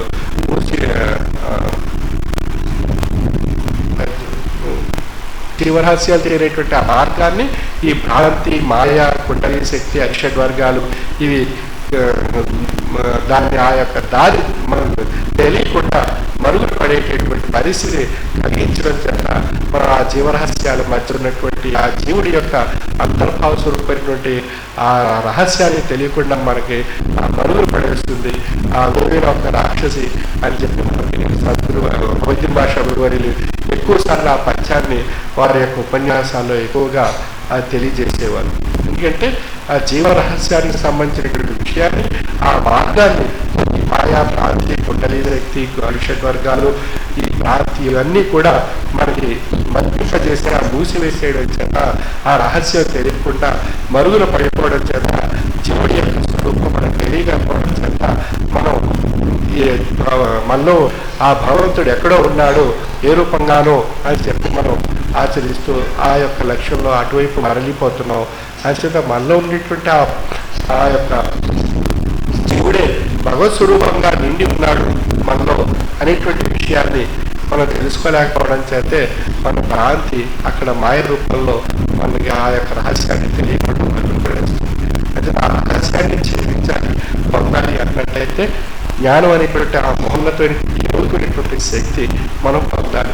ఆ జ్ఞాన స్వరూపమైనటువంటి యోగినటువంటి శక్తిని ధరింపజేసేటువంటి మార్గదర్శకమైనటువంటి విధానము అది తత్వరూపంలో మనకు తెలియబడుతుంది.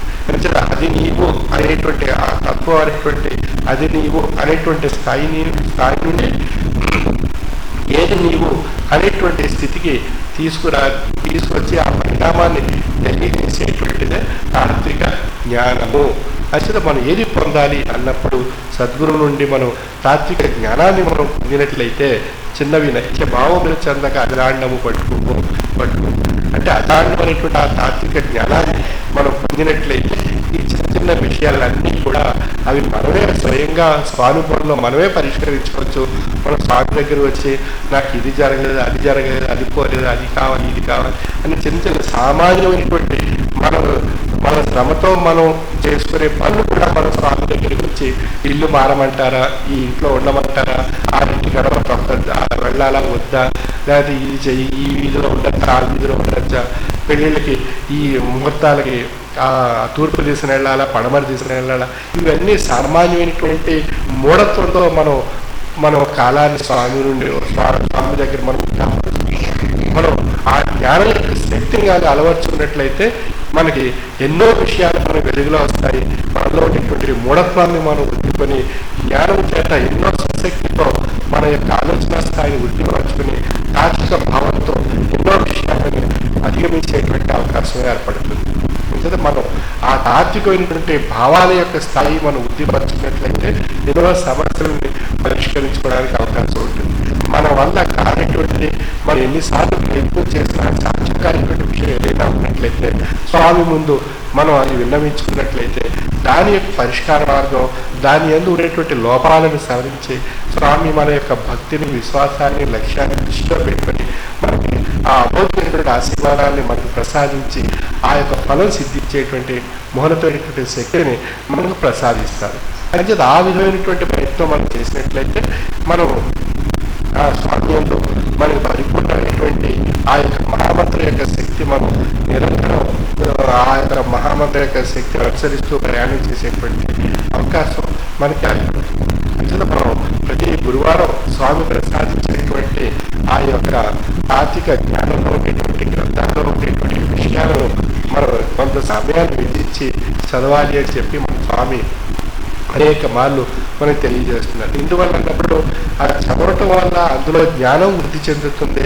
ఆ జ్ఞానం చేత మనకి మానసిక వికాసం వృద్ధి చెందుతుంది. తాత్విక ఆలోచనలు ఏర్పడతాయి. తాత్విక జ్ఞానం చేత తాత్విక దృష్టి ఏర్పడుతుంది.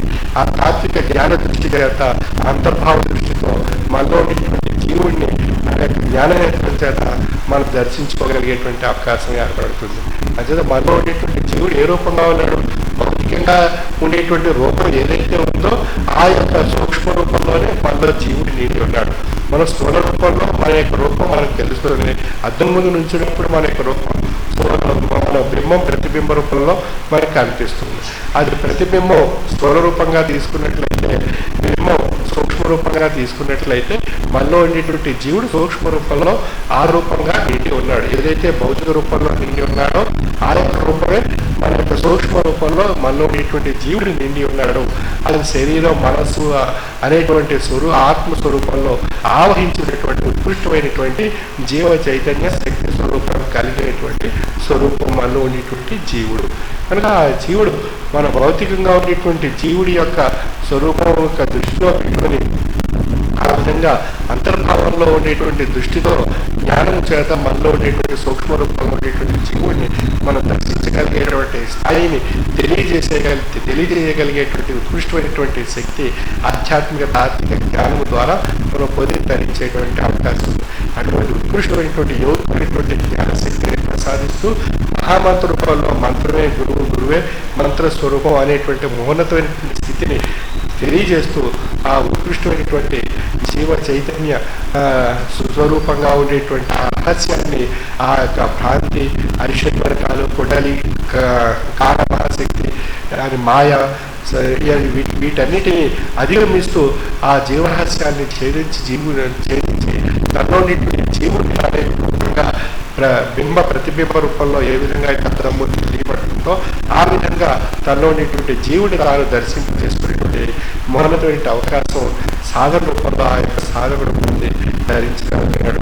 అటువంటి ఉత్కృష్టమైనటువంటి యోగమైనటువంటి ఆధ్యాత్మిక జ్ఞాన స్వరూపమైనటువంటి యోగమైనటువంటి శక్తి శ్రీ విశ్వ విజ్ఞాన విద్య ఆధ్యాత్మిక పీఠం యొక్క తత్వం ఆ మౌనమైనటువంటి తాత్విక జ్ఞానాన్ని పొంది ధరించవలసిందిగా సభా సభ్యులకు కార్యక్రమాలు.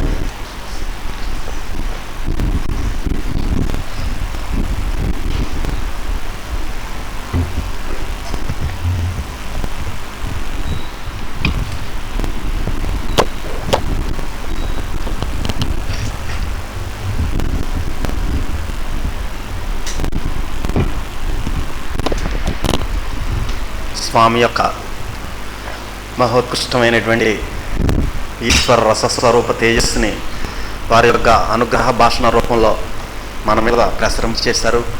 అంచేత ఈ జీవాత్మ పరమాత్మ స్వరూపంగా పరిమాణం చెందాలి అంటే ద్వైదీభావం అనేటువంటిది ఉండకూడదని చెప్తున్నారు స్వామి. ఏకత్వ స్వరూపానికి మనం రాగలగాలి. అంచేత ద్వైతీభావం అనేటువంటిది పనికిరాదు. అదేవిధంగా గడిచినటువంటి కాలం తిరిగి రాదు, పోయినటువంటి కాలం మనకు తిరిగి రాదు. ఒక్కొక్కసారి క్యాంపుల్లో టైగర్తో వెళ్ళేటప్పుడు కొంతమంది కనిపిస్తుంటారండి, బాబు మేము హుస్సేన్ షా గారి కాలంలో మంత్రం తీసుకున్నామండి అని మళ్ళీ తిరిగి వీరి కాలంలో వారు దగ్గరికి అవ్వారట. అంటే మధ్యలో ఉన్న కాలం అంతా కూడా వృధా అయిపోయినట్టే కదా. అంచేత ఎందుకు వృధా అయిపోయిందో కూడా స్వామి చెప్పారు. మనకున్నటువంటి కోరికలు, కష్టాలు, బాధలు, ఏవో అనారోగ్యాలు, ఏవో కొన్ని తీరే కొన్ని తీరలేదని చెప్పి స్వామికి దూరం అయిపోయాడు అనమాట. ఆ విధంగా కాలాన్ని వృధా చేసుకోకూడదని చెప్పి స్వామి చెప్తున్నారు. మహామంత్రాన్ని మనం మననం చేసుకోవాలి అని చెప్పి చెప్తున్నారు. అందుచేత స్వామి చెప్పిన విధంగా పంచసూత్రాలు మనం పాటించినట్లయితే, ఏమిటా పంచసూత్రాలు అంటే మహామంత్రం మననం ఒకటోది, ఉదయం 11 సార్లు, రాత్రి 11 సార్లు, ఇక మధ్యలో మన ఇష్టం ఏ కార్యక్రమం నిర్వర్తిస్తున్నప్పటికీ కూడా మహామంత్రం మననం అనేటువంటి మనం మర్చిపోకూడదు. రెండోది తాత్విక జ్ఞానామృతం. ఈ తాత్విక జ్ఞానం అనేది మనకి తత్వజ్ఞానం అనేటువంటి మహోన్నతమైన మాసపత్రిక ద్వారాను, పీఠాధిపతుల చేత రచింపబడిన గ్రంథాలు కొంత ప్రతిరోజు ఒక పేజీ అధ్యయనం చేయడం ద్వారా అది రెండో సూత్రం. ఇక మూడో సూత్రం మనం తీసుకున్నట్లయితే ఆరాధనా కార్యక్రమాలకి హాజరవడం. మన గ్రామాల్లో ఆరాధనా కార్యక్రమాలు ఏర్పాటు చేస్తున్నారు స్వామి. ఆ ఆరాధనకి వారానికి ఒకసారి 1-2 గంటలు మనం స్వామికి కేటాయించినట్లయితే అది స్వామి చెప్పినటువంటి మూడోది. ఇక నాలుగోది మనం తీసుకున్నట్లయితే యుఆర్డిటి Umarali Shah rural development trust ద్వారా నిర్వహించే సేవా కార్యక్రమాల ద్వారా కూడా మానవ సేవయే మాధవ సేవ అని మా స్వామి మనకు తెలియజేస్తున్నారు. అందుచేత అందులో మనం సేవ చేయగలిగిన, సేవ చేయలేనటువంటి వారు సరికూర్చోమా ఇక్కడ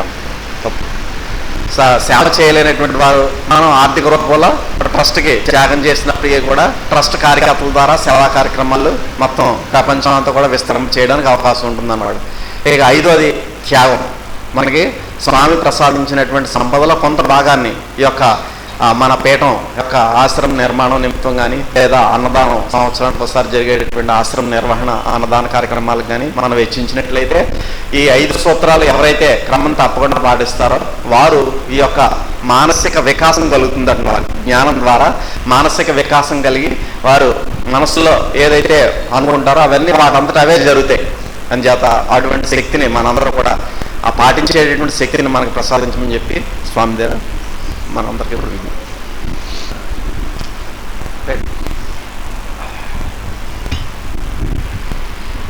Umarali Shah rural development trust ఆధ్వర్యంలో పర్యావరణ పరిరక్షణ విభాగంలో జూన్ 5వ తేదీ ప్రపంచ పర్యావరణ దినోత్సవాన్ని నిర్వహించడం జరుగుతుంది. ఈ సందర్భంగా మన ట్రస్ట్ ద్వారా కూడా అన్ని గ్రామాల్లోని, అన్ని ఆశ్రమ శాఖల్లోని కూడా మన ట్రస్ట్ ద్వారా పర్యావరణ పరిరక్షణ ర్యాలీ నిర్వహించాల్సిందిగా స్వామి ఆజ్ఞాపించారు. కాబట్టి ఆ ఆశ్రమ శాఖల నిర్వాహకులందరూ కూడా ఈ కార్యక్రమాన్ని చేపట్టి దిగ్విజయం చేయవలసిందిగా కోరుకుంటున్నాం. ఆ గ్రామాల యొక్క దగ్గర గ్రామాల సభ్యులు కూడా ఈ కార్యక్రమంలో తప్పనిసరిగా పాలు పంచుకోవాల్సిందిగా స్వామి విజ్ఞప్తి చేస్తున్నారు. అలాగే ఆ రోజున అవకాశం ఉన్న వారందరూ కూడా మొక్కలు నాటి అక్కడ చుట్టుపక్కల అవకాశం ఉంటే వారి ఇంట్లో కానీ, లేదంటే ఖాళీ ప్రదేశాలైనటువంటి గవర్నమెంట్ ఆఫీసుల్లో కానీ, పార్కుల్లో కానీ ఎక్కడ ఖాళీ స్థలాలు ఉంటే అక్కడ మొక్కలు నాటే కార్యక్రమాన్ని కూడా ఆ రోజు చేపట్టమని చెప్పి స్వామి మన అందరికీ తెలియజేస్తున్నారు. కాబట్టి జూన్ 5వ తేదీ ప్రపంచ పర్యావరణ దినోత్సవం సందర్భంగా ర్యాలీని ఆశ్రమ శాఖ అన్నీ కూడా నిర్వహించాలి అని చెప్పి స్వామి మరి తెలియజేయడం జరుగుతుంది. కాబట్టి అది బుధవారం వస్తుంది, వచ్చే బుధవారం రోజున అందరూ కూడా ఈ కార్యక్రమంలో పాల్గొనాలి. అలాగే పర్యావరణ పరిరక్షణ కోసం మన స్వామి మన ఆశ్రమ ప్రాంగణంలో ఎలిమెంట్స్ గ్రీన్ అనే సంస్థ వారు నర్సరీని కూడా ఏర్పాటు చేయడం జరిగింది. ఆ నర్సరీలో ఎవరికైనా ఈ మొక్కల పెంపకంలో మెళకువలన్నీ కూడా అక్కడ 3 నెలల పాటు శిక్షణ తరగతులు నిర్వహించడం జరుగుతుంది. ఈ తరగతుల్లో మొదటి బ్యాచ్ నందు 4గురికి మాత్రమే ప్రవేశం ఇవ్వడం జరుగుతుంది. ఎవరైనా ఉత్సాహం ఉన్నవారు ఈ నర్సరీకి వచ్చి వారు అప్లికేషన్ ఇస్తే వారిలో ఎంపిక చేసి వారికి 3 నెలల పాటు శిక్షణ ఇవ్వడం, ఉచితంగా శిక్షణ ఇవ్వడం జరుగుతుంది. ఆ తర్వాత వారు ఎక్కడైనా సరే తోటమాలిగా వారు వెళ్ళి వారి యొక్క జీవనోపాధి కూడా కల్పించుకోవడానికి అవకాశం కలుగుతుంది. కాబట్టి ఈ అవకాశాన్ని అందరూ సద్వినియోగపరచుకోవాల్సింది కోరుకుంటున్నాం. వారికి మధ్యాహ్నం కూడా ఉచితంగా భోజనం పెట్టడం కూడా సదుపాయం కల్పించడం జరుగుతుంది. కాబట్టి ఈ అవకాశాన్ని ఎవరైనా సద్వినియోగపరచుకోవాలనుకుంటే అక్కడ మన చిత్రాడ ఆశ్రమంలో ఉన్న నర్సరీకి వెళ్ళి వారి పేరు నమోదు చేసుకోవాల్సిందిగా కోరుకుంటున్నాం. స్వామి ఈ వైశాఖ మాసం అంతా కూడా అన్ని సభల్లోనూ కూడా చెప్పారండి, పర్యావరణ పరిరక్షణకి ప్రతి ఒక్కరు కూడా అక్కడ నర్సరీలో ఉన్నటువంటి హెడ్ సూర్యనారాయణ గారు ఉన్నారు. ఆయనకు వెళ్ళి కలిస్తే ఆయన పూర్తి వివరాలు ఇంకా తెలియజేయడం జరుగుతుందండి. ఇంచేత పర్యావరణ పరిరక్షణ కోసం ఈ సంవత్సరం ఎండలు చూసాం కదండి మనం. మరి ఇంకా వచ్చే సంవత్సరం ఇంకా పేరకుండా ఉండాలి అంటే మనందరూ కూడా స్వామి చెప్పిన విధంగా కుటుంబంలో ఎంతమంది ఉంటే అంతమంది అన్ని మొక్కలు గుర్తుపెట్టుకోండి. ప్రతి ఒక్కరు కూడా 2 ఉంటే 2, 4 ఉంటే 4, 5 ఉంటే 5 ఆ విధంగా మొక్కలు నాటవలసిందిగా మనకి. ఆ మొక్కల్ని మనకి కావాలనుకున్న వారు కూడా ఇక్కడ నర్సరీలో దొరుకుతాయేమో కదా, ఇక నర్సరీలో దొరుకుతాయి. పిఠాపురం నర్సరీలో మన కొత్త ఆశ్రమంలో అక్కడి నుంచి తీసుకుని వెళ్ళండి. అదేవిధంగా ప్రతి ఒక్కరు కూడా ర్యాలీలో పాల్గొనడానికి కొంతమంది ఆసక్తి చూపించట్లేదు. కొన్ని గ్రామాల్లో బ్రహ్మాండంగా చూపిస్తున్నారు. పశ్చిమ గోదావరి జిల్లాలో అన్ని పక్కన ఉన్న గ్రామాలు కూడా ఆ గ్రామానికి వచ్చి ర్యాలీలో పాల్గొంటున్నారు. అలా మనకు కూడా అలవాటు చేసుకోవాలి. ఎక్కడ ర్యాలీ జరుగుతుందో చుట్టుపక్కల గ్రామాల వారందరూ కూడా అక్కడికి వెళ్ళి ఆ ర్యాలీలో పాల్గొన్నట్లయితే స్వామి యొక్క ఆశీర్వాదం మనం ఆజ్ఞను పాటించినటువంటి వారు అవుతాం అనమాట. అందుచేత ప్రతి ఒక్కరు కూడా ఓకే అన్ని జిల్లాల వారు కూడా తూర్పుగోదావరి, పశ్చిమ గోదావరి, అదేవిధంగా ఆ జిల్లాల్లో ఉన్నటువంటి డివిజన్ కార్యకర్తలు కూడా ఒకసారి మీరు మీటింగ్ పెట్టుకుని కొంచెం సలహాలు ఇమ్మంటే వారు డాక్టర్ ఆనంద్ గారు సలహాలు ఇస్తారు, మాస్టర్ ఉన్నారు అపర మాస్టర్ సలహాలు ఇస్తారు. దాన్ని రూపకల్పన చేసుకోండి. ఉమరాలేశ్వర అక్షరజ్యోతి ర్యాలీలు ఎంత విజయవంతంగా చేస్తారో అంతకన్నా ఎక్కువ విజయవంతంగా ఈ పర్యావరణ పరిరక్షణ ర్యాలీలు నిర్వహించబడాలి. కాబట్టి ప్రతి ఒక్కరు కూడా అందులో మనం భాగస్వాములై స్వామి ఏది చెప్తే అది తూచా తప్పకుండా నడుచుకోవాలన్నది అలవాటు చేసుకోవాలన్నారు. అంతే, ఇంకా అంతకు మించి మనం ఏమి చేయవలసింది ఏమి లేదు. కాబట్టి ప్రతి ఒక్కరు కూడా ఈ యొక్క పర్యావరణ పరిరక్షణ ర్యాలీని విజయవంతం చేయవలసిందిగా మనవి. చుట్టుపక్కల గ్రామస్తులందరూ కూడా ఆ ర్యాలీ చేసేటువంటి గ్రామాల్లో వెళ్ళి పాల్గొనవలసిందిగా విజ్ఞప్తి చేస్తున్నాం.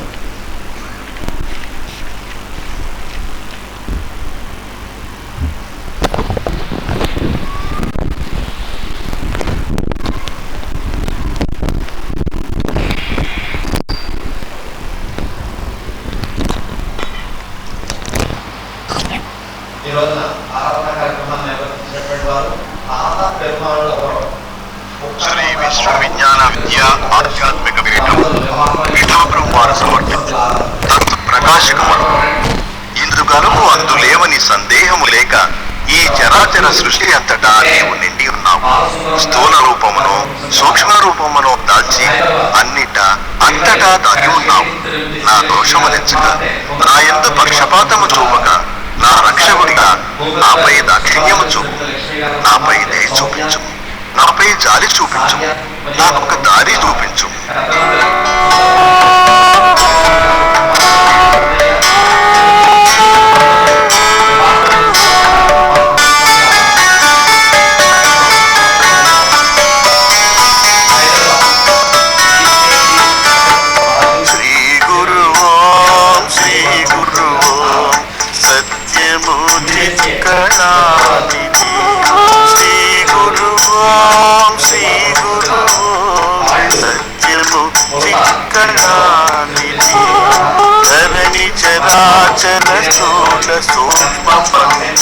శరీర శ్రీ శ్రీ ధరణి చరాచర స్థూల సూక్ష్మ బంధుర శరీర శ్రీ శ్రీ గురు శ్రీ గురు ఓం శ్రీ గురు ఓం సత్యము చిత్కళానిధి.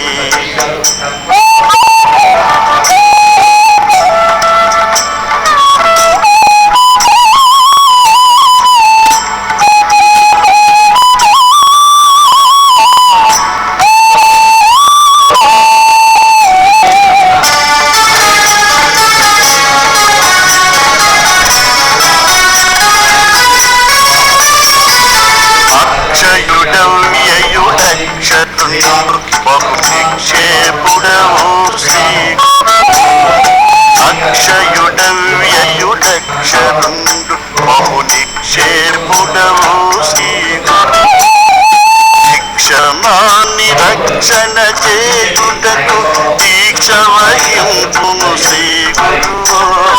శిక్షమాని రక్షణ చేయుటకు దీక్ష వహింపుము శ్రీ గురు ఓం శ్రీ గురు ఓం శ్రీ గురు ఓం సత్యము చిత్కళానిధి.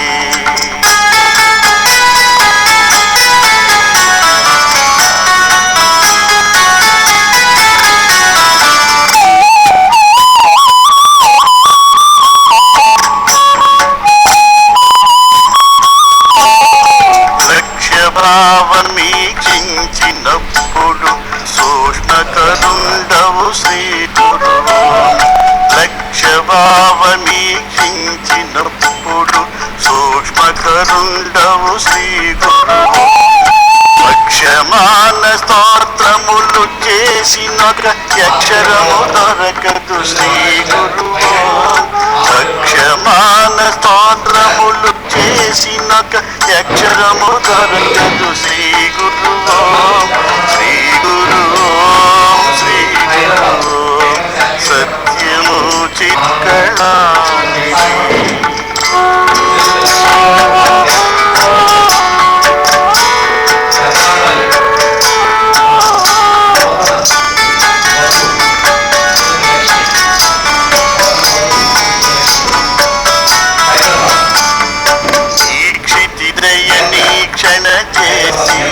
సుభిక్షము సంగిన శ్రీ గురువు దీక్షితిదయ నీక్షణ చేసి సుభిక్షము సంగిన శ్రీ గురువు పక్షపాతమేటికి రక్షకుడవు దాచిన్ననిధి శ్రీ గురువు పక్షపాతమేటికి రక్షకుడవు దాచిన్యనిధి శ్రీ గురువు శ్రీ గురువు శ్రీ గురువు సత్యము చిత్కళానిధి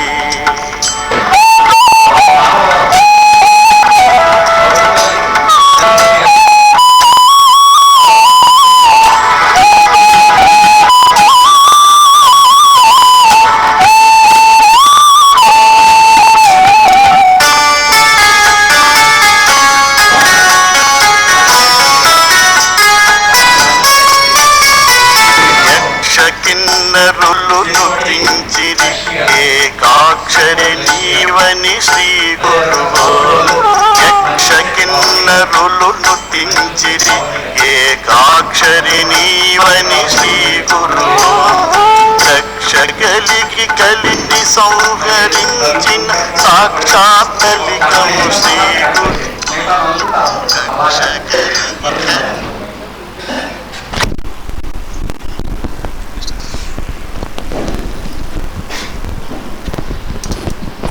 కలిగి నలుగురు పట్టుకొని అవసరం వెనక్కి వచ్చేయండి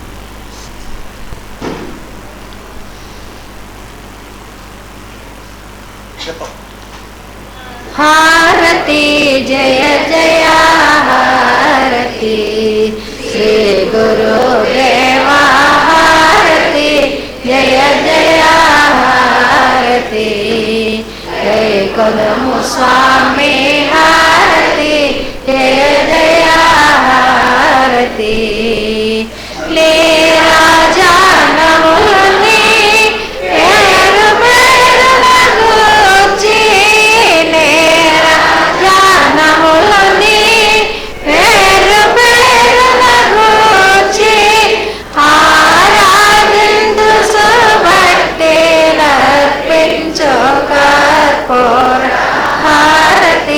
జయ జయ హారతి శ్రీ గురుదేవ హారతి జయ జయ హారతి జయ కొలము స్వామి హారతి జయ జయ హారతి పరమ భక్తుల జ్ఞాన హరిత సద్వి మణులు పరమ భక్తుల జ్ఞాన హరిత సద్వి మణులు కరములు మోచి విరి పల్లె నములనిచ్చు హారతి జయ జయ హారతి శ్రీ గురుదేవ హారతి జయ జయ హారతి త్రయ కొలము స్వామి హారతి జయ జయ హారతి పరతత్వ తేజమున పరములు మాకిచ్చి పరతత్వ తేజమున పరములు మాకిచ్చి అరయో మరళీశ్వర సద్గురు నరసి నటులని దిగో అరయో శైల సద్గురు నరసి నటులని దిగో అరయ నిర్భాష సద్గురు గోహారతి జయ జయ హారతి శ్రీ గురుదేవా హారతి జయ జయ హారతి జయ కొనము స్వామి హారతి జయ జయ హారతి హారతి జయ జయ హారతి హారతి జయ జయ హారతి ఓం శ్రీ సద్గురుభ్యో హారతి స్వీకరించిన వారంతా కూడా మరల మేమే స్థానాలు కూర్చోడం.